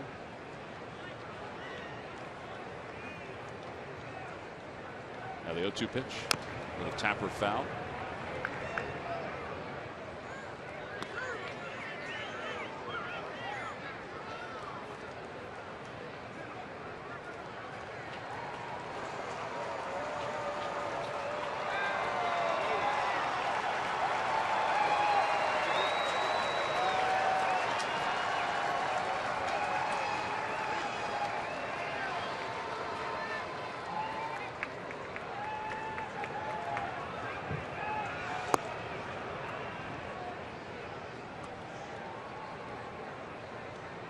Not a bad idea.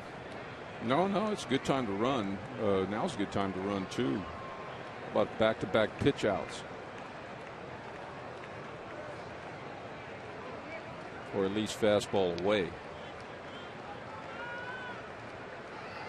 Swing and a miss. He got him with a breaking ball. Side is retired. One run does score on an RBI by Martin Prado. Some bad base running helps the Phils go to the bottom of the 6th, up 2.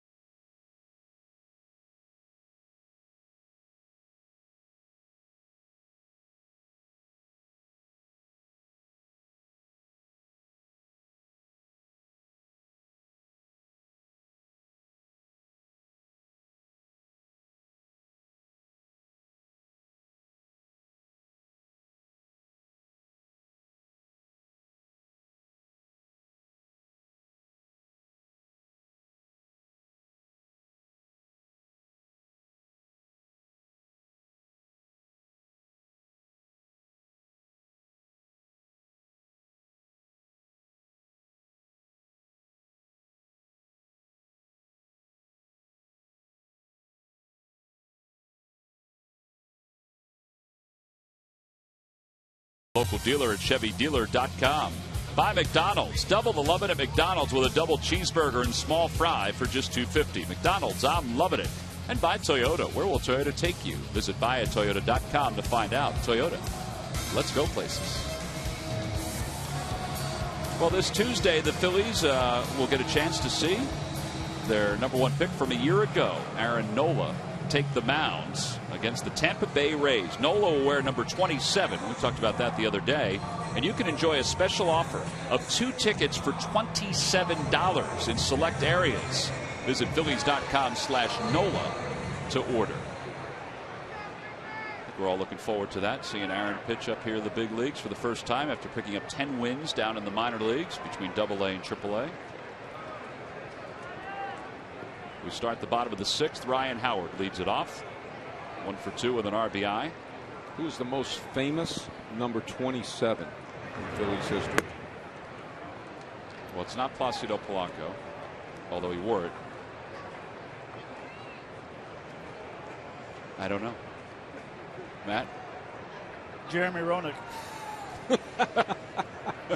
Yeah, Matt wouldn't know him. You should. Willie the Philly Montañez. Oh, Willie Montañez. First of all, I didn't know if Jeremy Roenick's played for the Flyers. Did he? Yeah. 1 ball, 1 strike to Howard, and he hits it foul. That's 1-2. I had forgotten that Willie Montañez wore number 27. A little snapdragon with the glove when he gets a pop up. Used to grab it and snap his glove down. Something about Ryan Howard that like looks it? good to me. Something about it. I mean, that's the first, what you call, ill-timed swing he took the entire game. But the foul ball before that, God, energy in his swing tonight. I hope it carries over. He's retired for the first out. Carlos Ruiz is coming up. Kohler's going to be given a breather here. Would it be safe to say that Ryan Howard's swing looks loose and relaxed, his body? I don't know. It looks, maybe it's the pitcher. Maybe it's that there isn't a big discrepancy in the speed of Kohler's pitches. You know, it's kind of a tight speed area, you know, in what, 84 to 92-ish in that range. But his swing looks, to me, short, quick, and energetic. It's hard for me to describe what I'm saying. It looks aggressive. It looks hard, but not off balance. Does that make sense? I know where you're coming from. Okay, babe.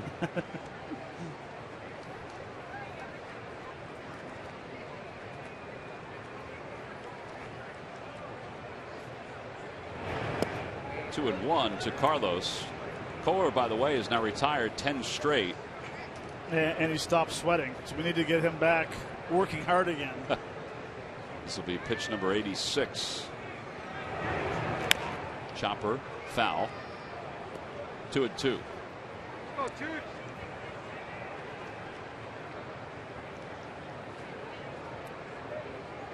Interesting to see if Carlos plays back-to-back days tonight and tomorrow afternoon. With Cole pitching, usually he is behind the plate. Oh, got him again. Same pitch. Yeah, I'll tell you. That was a little buckler right there. Been there, done that. I know how that feels. Well, it's only the third strikeout for Kohler. Get major news and weather that impacts your day without commercials for 20 minutes straight. Weekdays at 4, NBC 10. Count on it. You don't see that in today's game very often, but I mean, I know that's a in, what do you call it, a front door curveball. But I mean, that curveball, that talking about our pitcher, Billingsley. Yeah, Billingsley. Sorry, a little cramp there. What do you call that? A brain cramp.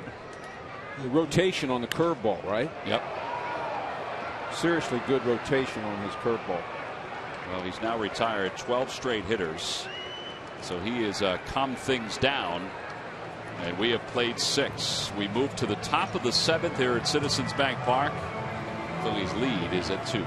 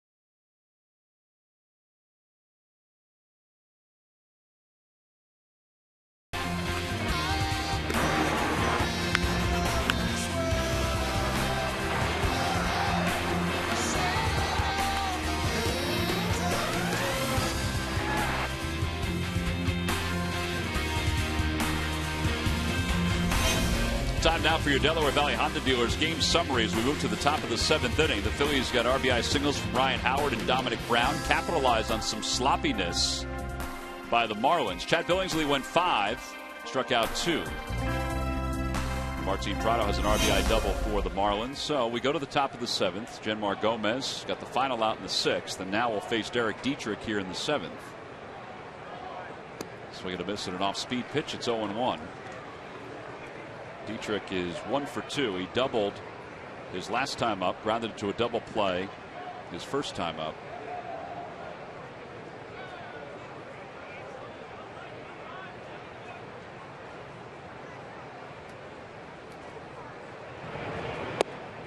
Outside, 1-1.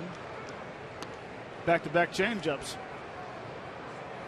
His changeup is very good because the exact same motion in his delivery, his arm slot, as his two-seamer as well. And there's about that 10-mile-an-hour difference. Outside again, 2-1. Well, Pete has talked about allowing him to pitch against lefties because of the changeup and because of, you mentioned before, Matt, the sinker that ran away. A lot of ground balls off a good sinker. It's 4 straight changeups. Yeah.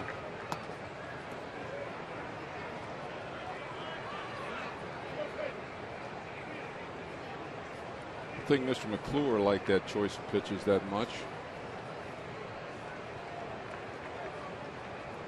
We throw a finesse pitch in a 2-1 count with a hitter leading off the inning.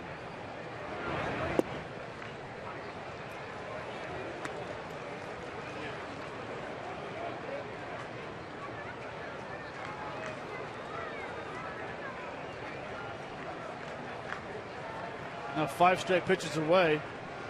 Nice call. Chooch is calling that front door sinker right here. Got him. Frozen. Yep, right on the inside part of the plate. 1 out here in the 7th inning. These lucky fans are tonight's Citizens 7. They will receive a prize pack courtesy of Citizens Bank. Good banking is simple, clear, and personal, and that's helping you bank better. Citizens Bank.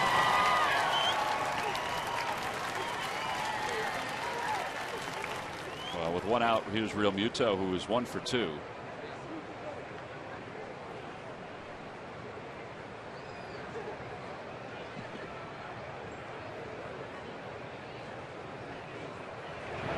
Outside, 1-0. These two teams are kind of facing the same issues as we get closer to July 31st. What do they do with their roster? Phillies no doubt have veterans that may be moved before the 31st of July. The Marlins the same. Some of their pitchers may be moved before the 31st of July and even afterward. Yep. Guys like Matt Latos and Dan Herron. Phillies have guys like Jonathan Papelbon, who has made it clear that he wants to go elsewhere over and over and over again. Cole Hamels, Aaron Harang. Jeff Francoeur's name has popped up recently too. 1 ball, 1 strike to Real Muto. Sounded like he broke his bat. That may be into no man's land. Franco is over, and he just can't get to a spot. The tarp kind of hampered it. Good effort. 1-2. But the last couple of years has been it's been different territory for the Phillies, because it used to be they'd be bringing guys like Matt Stairs in. As you see Franco going over toward the tarp. And out of play.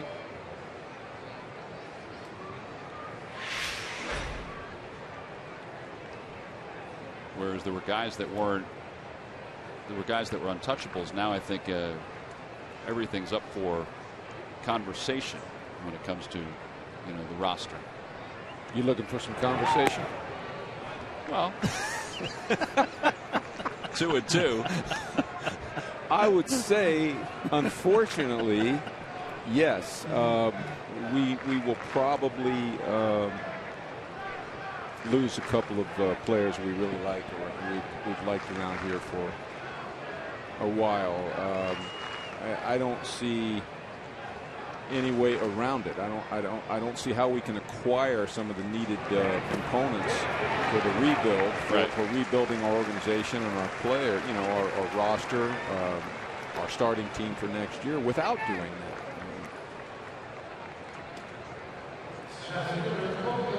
And over the last 10 years or so, it's just such a different age getting closer to the trade deadline. There used to be trades, but I don't know if over the last decade or even 15 years if there's been as much movement toward the trade deadline as we've seen in baseball. Here's Gillespie. Gillespie is 0 for 1 with a walk. Lined out into a double play. First time up. I think what happens nowadays is that contracts are so big. You close a certain amount of games out, or you hit a certain amount of bats, all of a sudden another contract kicks in for 1 or 2 more years. I think that scares a lot of teams. I think it really does. But we'll see what happens. It's going to be interesting. It's not that easy, though, to trade a big player away, because you don't want to give them away for free. You know you're going to be eating some of the salary. Where I tell you, the importance of scouting really surfaces this time of year. To be out there scouring all of baseball. It's a ground ball up the middle for base hit with 2 outs. But you know, I'm sure we have people all over the country watching baseball games trying to find that, you know, that guy that's a year away, year and a half away, young, you know, that's got some pop, right fielder, left fielder, center fielder, you know, that can step right in a year. Well, you're looking at guys right in here. Yeah, Mike Koplov, Mike Cubbage, some of the scouts from around baseball that are here watching both teams. Casey McGee will pinch hit for Tom Kohler. Takes a strike. It's 0-1. McGee walked 3 times in last night's ball game. We talked about Jeff Francoeur in the opening. Unfortunately, I think Jeff could be a valuable commodity prior to the trade deadline. You know, he's a really good defensive outfielder. Could come off the bench and hit you a home run as a pinch hitter, as he's proven. I think he would be the easiest guy to move. I would agree with you on that. Because of going into the locker room, a great guy. Yep.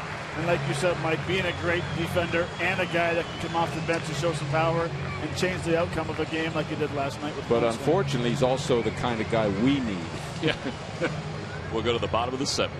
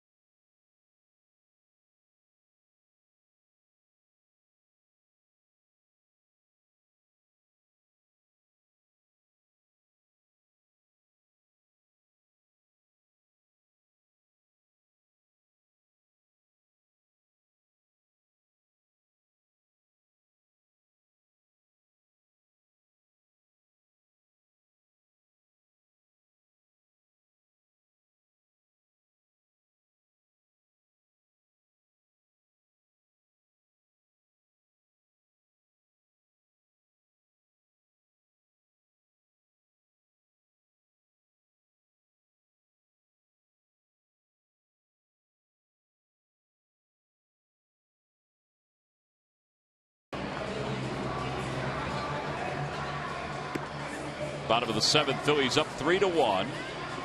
Getting a chance to bat here against right-hander Steve Cishek. Pulling a doubleheader at the office. Look no further than W.B. Mason's wide selection of Green Mountain Coffee K-Cup pods to keep you running. Order by 11:30 a.m. and get free same-day delivery. Who but W.B. Mason? So here's Cishek, 30th ball game, 2-6, a 5.14 ERA. He started out as the closer for the Marlins, then kind of lost the strike zone a little bit, and he lost his job as the closer. Now he's just another arm in the bullpen, but still a tough guy when he's on. So he'll face Freddie Galvis, Cody Ashe, and then a pinch hitter. You know, let's pick up on that Francoeur situation again. One of the valuable things we need are a couple guys like him that have a great presence in the clubhouse, that have a good sense for baseball, that are willing to accept a role like that, where you don't feel a need to get him, you know, consistent playing time, and he's energetic. He's good to have around your younger players, and wants to be in this town. Because you cannot rebuild and not have a couple of veterans in that locker room who, one, will say what's on their mind to a young kid. Right. Absolutely. And not worry about it. And expect to be put back in your place when you're out of the line as well. So it's a great point, Mike, by you bringing up. It's a guy that you need here.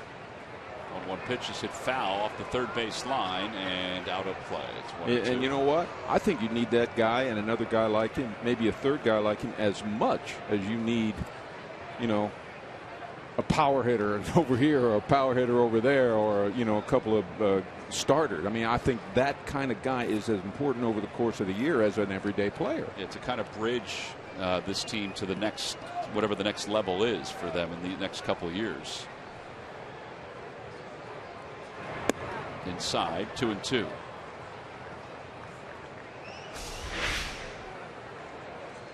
Steve Cishek getting a little inspiration before he delivers his first pitch.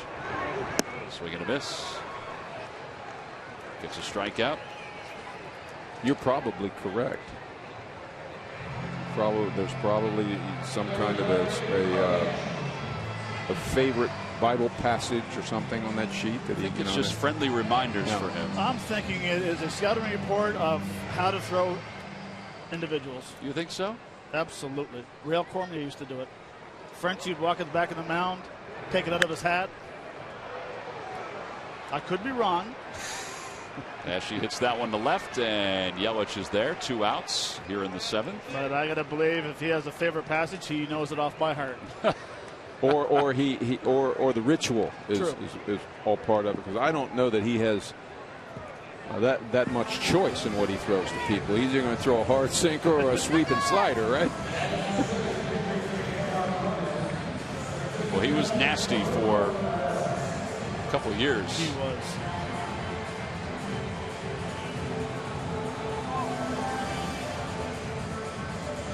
So here's Odubel Herrera. Pinch hit number 1 came in last night's ball game.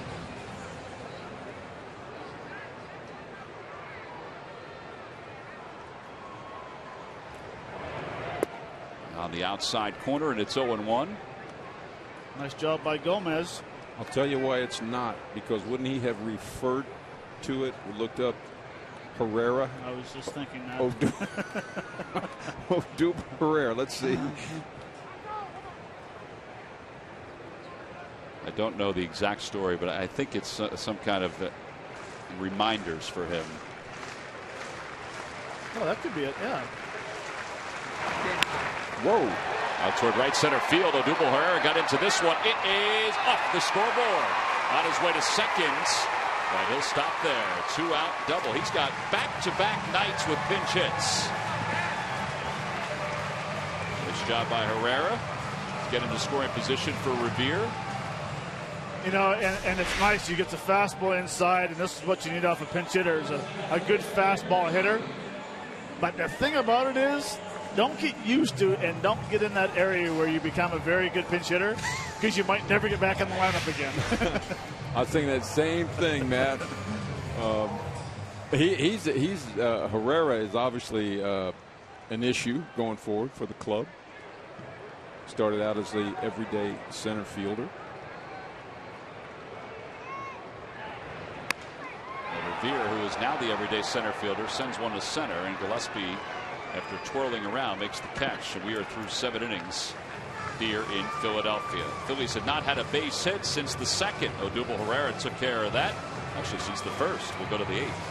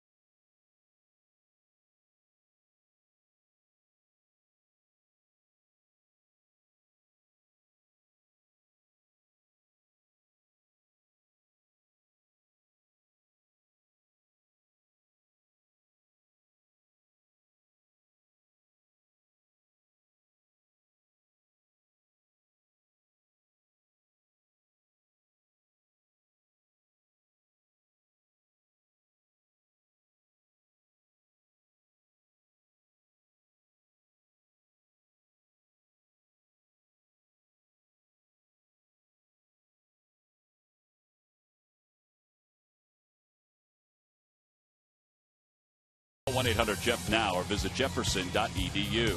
Buy Nissan. Choose Nissan today for great offers on our most exciting lineup ever. Shop Nissan.com. And buy the Pennsylvania Lottery. Benefits older Pennsylvanians every day. 3-1. Phillies on top. We go to the top of the eighth inning. Time now for our Hyundai defensive plays of the game. Yeah, and there's three of them. Here's Ryan Howard.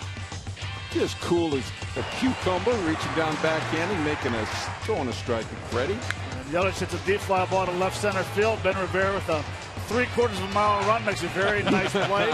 Knowing where the wall is, good concentration, makes a very nice run and catch.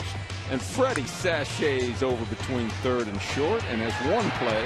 Maikel Franco finds the bag, makes the tag, and those are, together, Hyundai defensive plays of the game. Brought to you by your local Hyundai dealers. Nice job, gentlemen.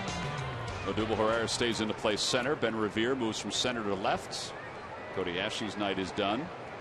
Ken Giles in. 42nd game for Giles. First pitch swinging by Ichiro. One out. Time for the Major League Notebook.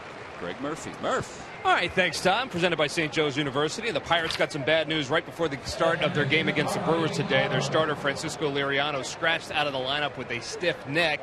Taking his place, former Philadelphia Philly, Vance Worley. He got staked to 3 runs in the top of the first, but looking at the scoreboard now, it looks like the Brewers have scored 6 unanswered, and the Pirates trail 6-3.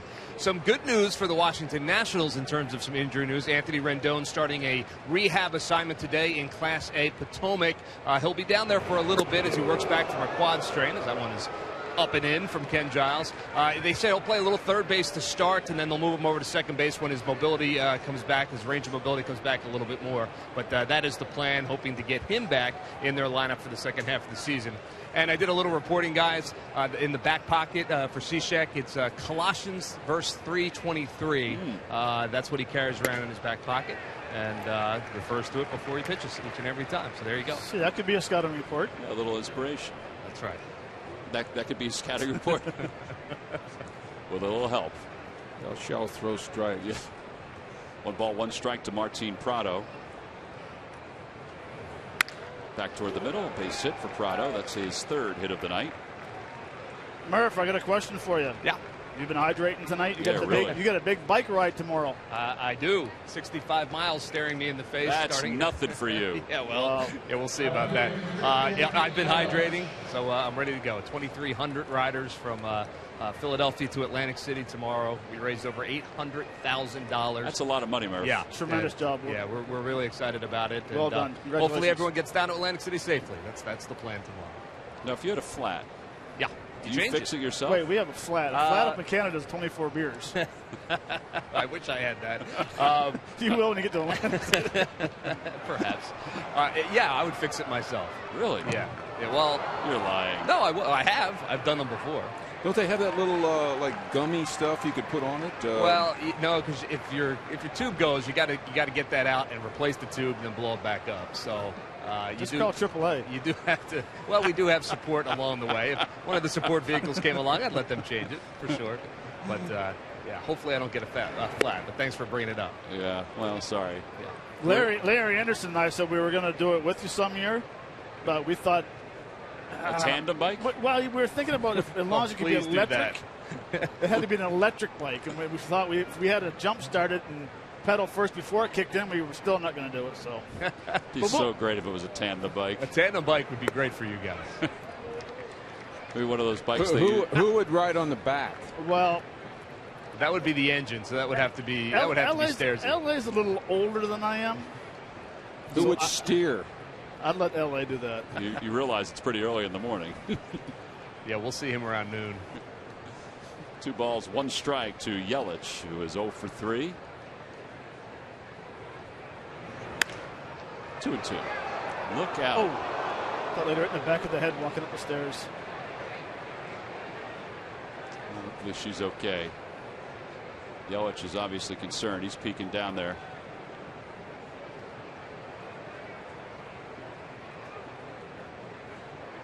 I mean, what are the chances of a lady walking up the stairs?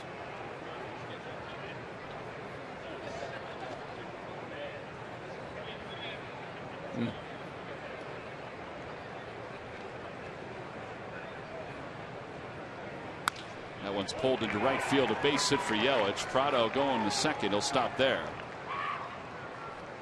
And now the Marlins have runners on first and second with 1 man down. Once again, it's time for you to tweet your strongest fan photo. Use hashtag #PhillyPhotoDataStrongFan. And you might see yourself at an upcoming broadcast. Brought to you by T-Mobile. Well, this all started with a little chin ball to Prado, and then Murph came on. But a while after that, while you were talking to Murph, they were having some pretty good swings. And, yeah, they were. And Giles got himself into a little bit of trouble here. Prado lined one right back through the box in that at bat. You ever like anything more than getting one under the chin and lining one right back through the box? Probably hitting a home run. It might be a little better. Justin Bohr is up now with 2 on.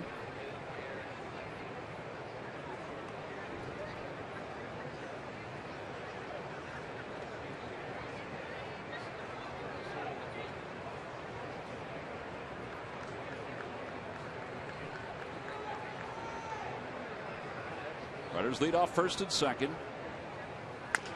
Over to first base. They'll get the out if it's fair, and it is at first base. So 2 outs now, second and third. And Echeverria is coming up.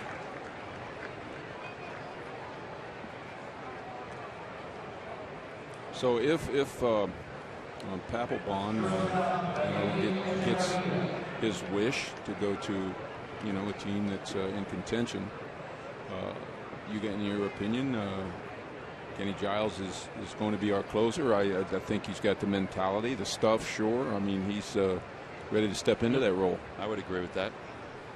I would copy that as well.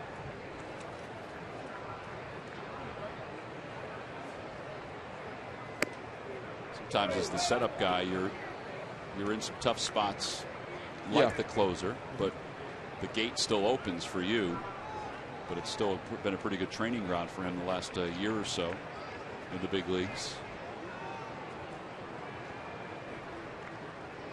1 ball, no strikes to Echeverria, who is 1 for 3. And now 2-0.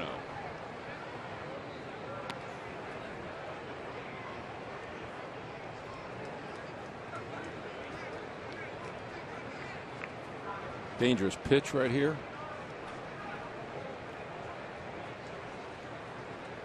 Talk it over. You have first base open. You have a left-handed hitter on deck. It's the winning run that you might want to, if you're going to pitch careful and allow him to get to first base, you're putting the winning run on base. You want to let the winning run have to hit his way on base. Caps and Dyson in the bullpen for the Marlins. You wonder if the Phillies will get Papelbon up early here. Although there's 2 outs. 2-0 now to Echeverria, and time is called.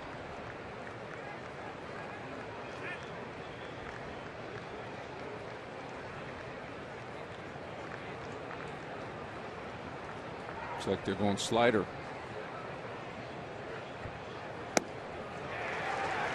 Wow. That's that good slider that goes straight down. I wouldn't even call it the slider. There's got to be a better name for it than slider, because it really is not a spinner that spins sideways. This thing just bottom drops out of it.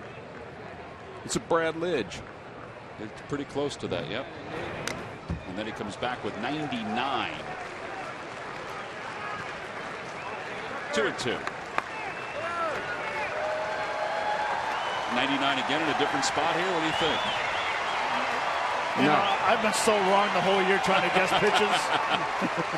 I just know the slider was a great pitch. That one right there was a great pitch as well. If I'm in his mind, I mean, this has to be a slider. 2 balls, 2 strikes, 2 outs, top of the 8th inning.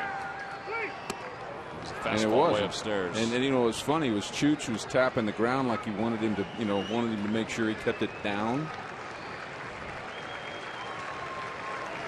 What a cat and mouse game. Now this pitch. Slider. I think slider. Slider. Yeah.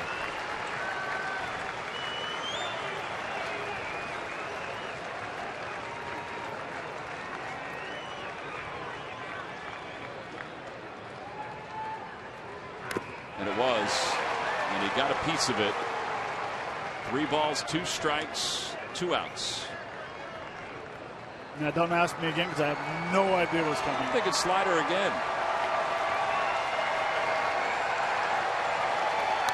Well, I'll say this: if he throws a slider, it's going to be very hard to lay off of it. Yeah. It's going to look like a fastball until it gets right on you. Fastball away. Got him. A high fastball, 100 miles an hour for Ken Giles. His velocity may be back.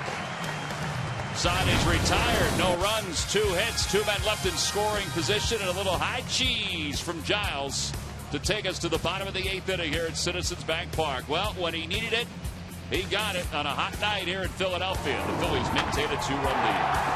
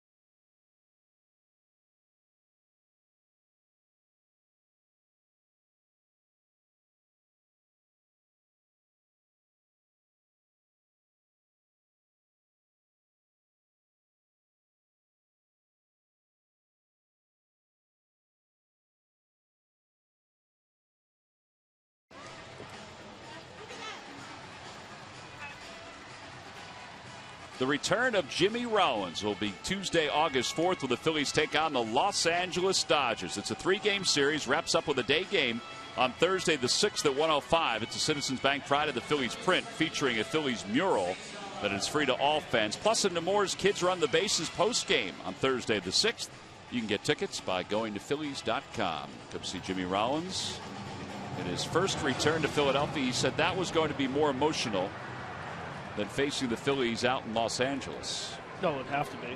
I would think. Little tip of the helmet at home plate. Nice ovation, I'm sure. Sam Dyson is the new pitcher for the Marlins. Yeah, he was kind of well, he was what you would expect from Jimmy. He was a cool customer when the Phillies were out in Los Angeles, saying all the right things about being a Dodger and referencing his time with the Phillies. And he kind of alluded to that it was just another ball game out there, but in Philadelphia it was probably going to be a little different for him. 1 ball, 1 strike to Cesar, who is 0 for 2. A walk and a couple of ground outs.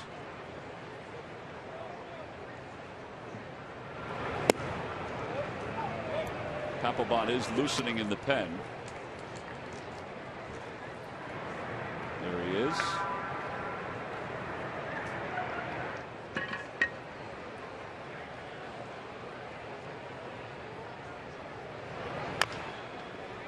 That is a foul ball, kicked by Dietrich.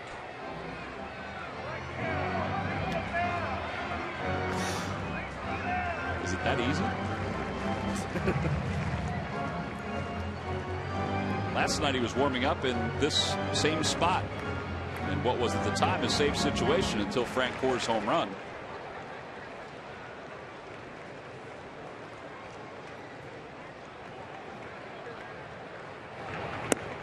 And 1 out here in the 8th inning.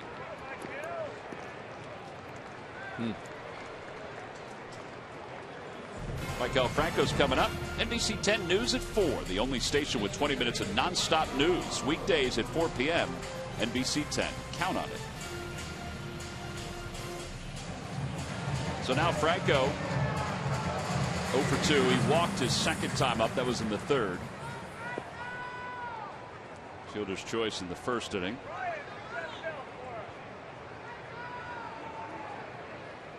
Franco's due for a home run, isn't he? Pretty soon. Well, he has spent the month of July without one, so yes, he is due.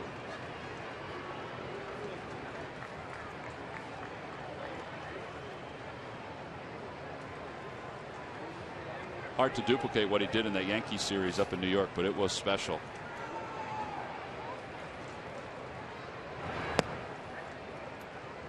All right, well, here you go. You've got a 2-0 count coming. The series you had in New York was almost like a Nintendo game. It was pretty special. Get this ball so far to center field. He was trying to, Matt. Yeah, he was trying to hit the ball, though. So this is Bank Park up above Harry the Caves.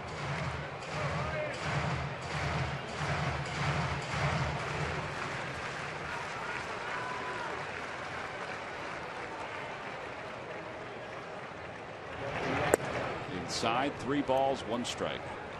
Toyota Major League Scoreboard, an update from Atlanta. We seem to have this every night, not for John Lester, but just in general.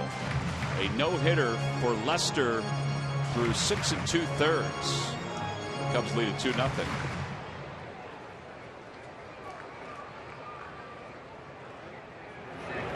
That one's hit right back toward the middle, off the glove of Dyson into center field. Solid swing by Franco. He's aboard with 1 man down. I can only say one thing. He's going to be a good one. That's what you're talking about right there, having the hands go back into a power position, which makes your swing go straight down to the baseball. That's right. It makes it quicker, and it makes it connected to the big muscles of the body. Automatic.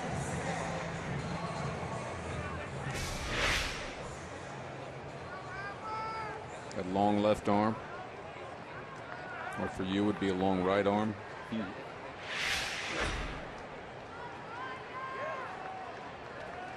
With 1 out, Howard 1 for 3 with an RBI.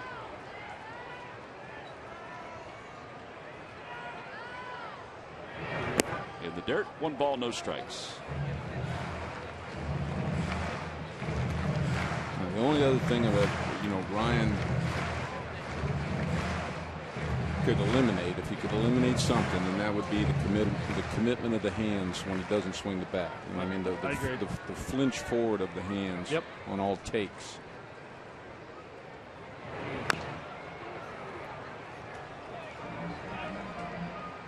And instead of having those hands that are going down like you're talking about, keep them back in that power position. Yep. When you take a pitch, the hands should not come forward. And ideally, I mean, we get fooled. We have to stop the bat occasionally, and they do flinch forward. But a really, really good hitting position would be to not have the hands commit forward when you don't swing the bat. Franco goes. Pitch is rolled foul. Boy, did he get a good jump. He's not the quickest cat out there, but he did get a good jump on that. Since everyone's sleeping on him, they don't think he's going to run. Ryan Howard's hitting. There's no way you're going to steal a base.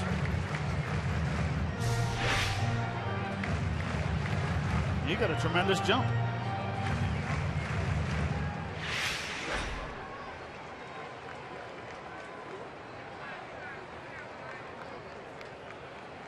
One ball, 2 strikes, 1 out.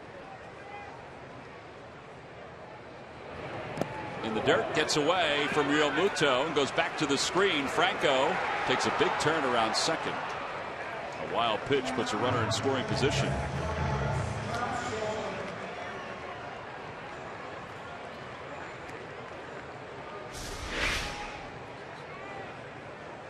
Spikes that fastball straight down. Nice job by Ryan Howard to tell Franco to go to second base.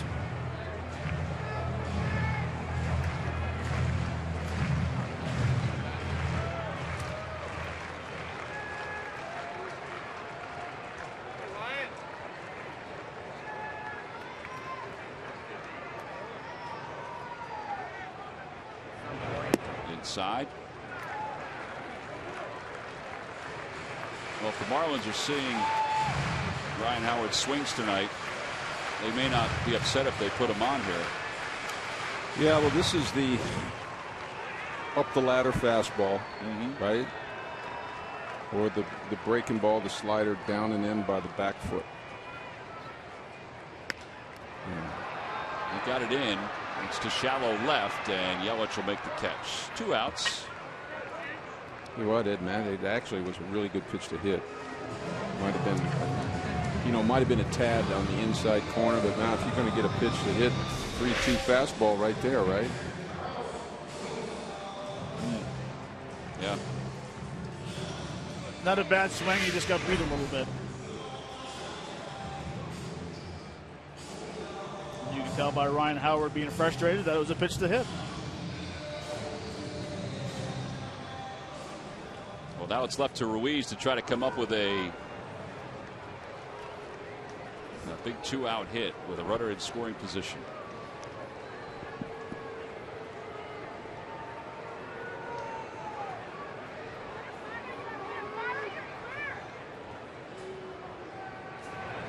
And Carlos takes at the knees.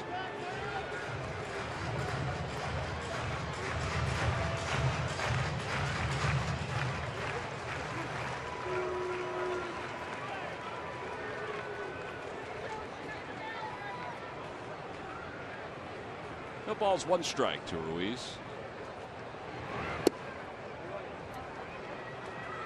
You know, the catching situation we have now is interesting as well. Cameron Rupp has really come on. You know, both defensively and offensively. I know last few games he's caught, he hasn't hit that well, but in a stretch there for about a month where he was really hitting well.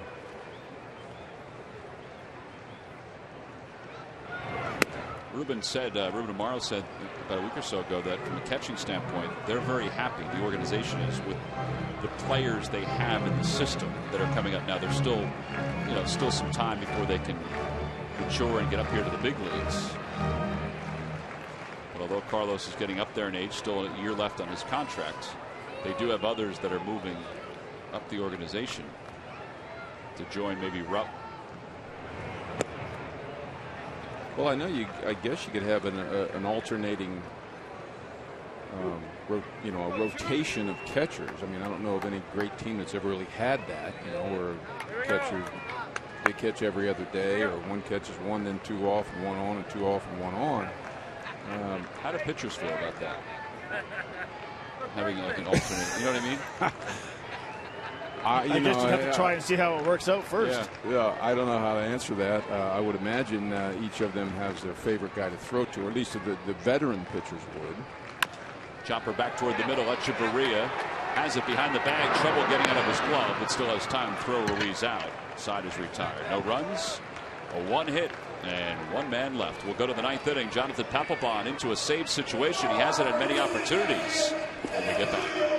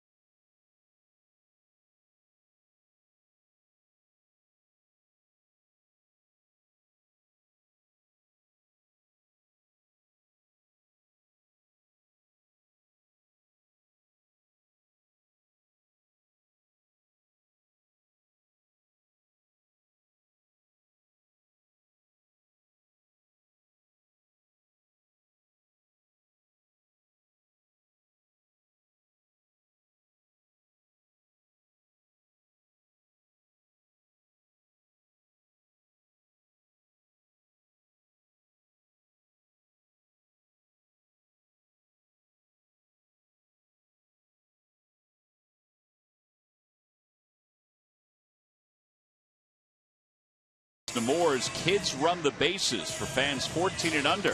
Tickets can be purchased for all 3 games, including Tuesday night's Major League debut by Aaron Nola by going to Phillies.com. Well, save opportunities have been hard to come by for Jonathan Papelbon. It's his first save opportunity since the 28th of June when the Phillies faced the Washington Nationals. He's 14 for 14. He came on last night to close it out. Wasn't a save situation.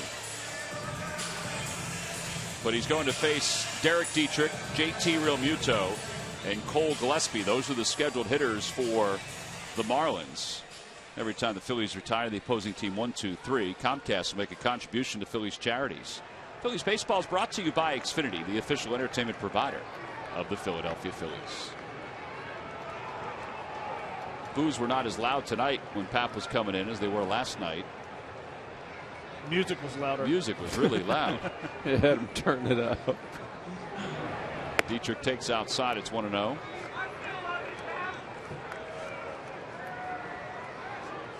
Jonathan Papelbon, the all-time saves leader in Phillies history. Went to Cincinnati for the All-Star game but did not appear. Outside, 2-0.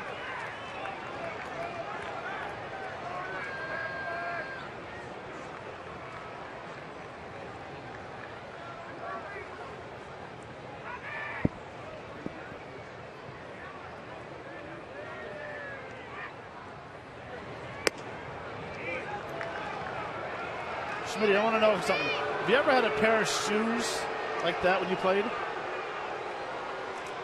That color? I can't say as I have. Not that color, obviously I wouldn't have, but I think I'd been a little afraid to go on the field with a pair of shoes decorated that way. You know, in the All-Star game, yeah, they used to give us a pair of shoes, right, kind of funky for the All-Star game. They match the uniform, though. I must admit, I like them. You guys may have had sneakers that looked like that at one point. I had sneakers that I put spikes on. 3-1 pitch. Did you really? Yeah. You know what? They could be Nike ID'd. Might have ordered his own shoes decorated in the way he wanted them. They're not Nike, though. Oh. Under Armour. Somebody out in the Northwest has said, Well, give him a nice plug. You can ID your own shoes, you know, build them. 3 balls, 2 strikes. Yeah, when you guys wore the fancier ones in the All-Star game, they were, a lot of times they were white. I mean, weren't they? Like, I'll tell you what, when I became a Philadelphia Philly shortly after the new Veterans Stadium and the team had the maroon uniforms with the maroon shoes, the maroon Adidas shoes. Off the mound, Galvis can't get to it. A base hit for Dietrich.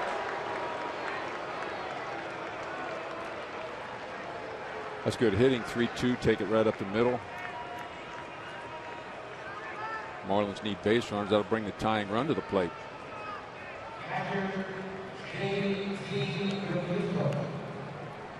I don't think the faithful here are in the mood for a blown save. No, not his first one. As Pete McCannon said last night when asked about Pap's comments, and they've been vast over the last several weeks, he said he says a few things he shouldn't say, and it comes across poorly. Slider, and it's in there, 0-1. But Papelbon has been like that ever since he did the river dance when the Red Sox won the World Series. He speaks his mind.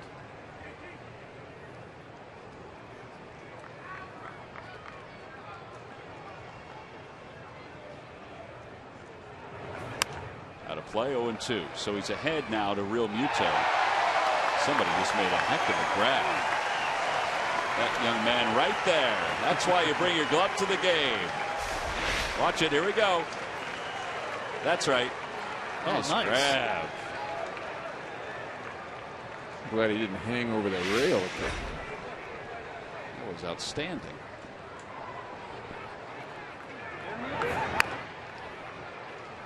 There are those that might say that, you know, he talks the talk, but you know what? He can walk the walk too. But the question is how good, you know, I mean, what kind of a positive or negative, you know, Bob McClure always says all through spring training how valuable his attitude and his leadership is in the bullpen. The young guys during the say game. that all the time. They do. No balls, 2 strikes. Now he does do some off the wall stuff around the clubhouse. Well, you do need some guys like that from time to time.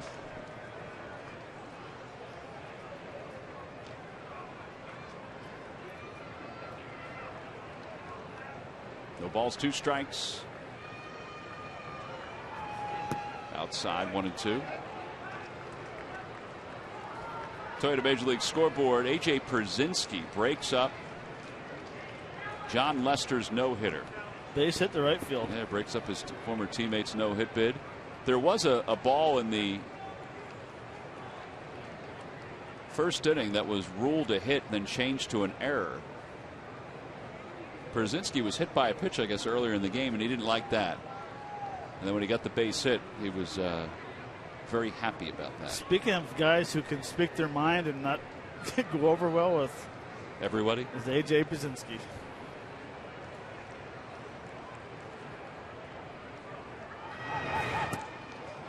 Well, that was pretty close right there, 2-2. A couple of good takes with 0-2 count right there to run the count to 2-2.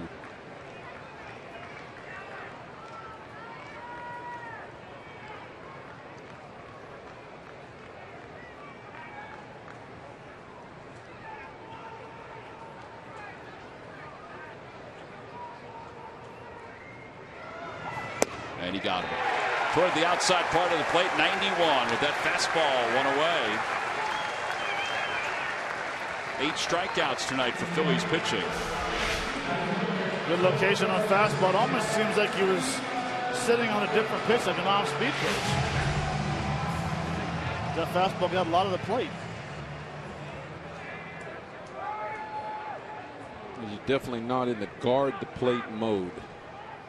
What you have to get into that mode in an at bat like that, especially with 2-2 count. I mean, he did a great job laying off the 0-2 and the 1-2, but not the 2-2. Well, he comes back with another pitch in that same spot for strike one. 92. That's the hardest fastball he's thrown this inning. Michael Morse has come out of the on deck circle to pinch hit.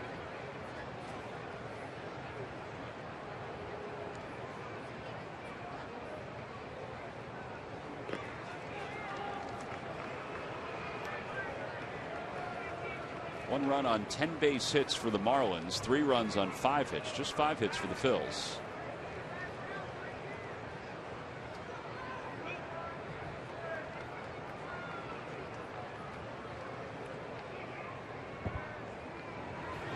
Up high, and it's 1-1.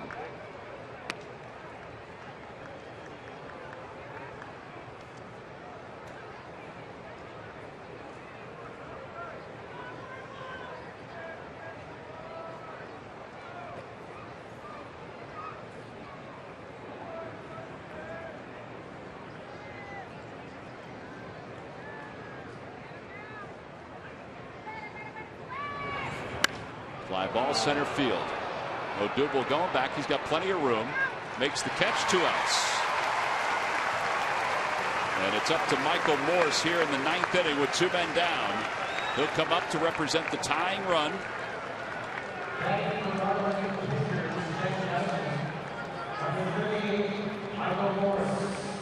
Morse is 1 for 6 as a pinch hitter.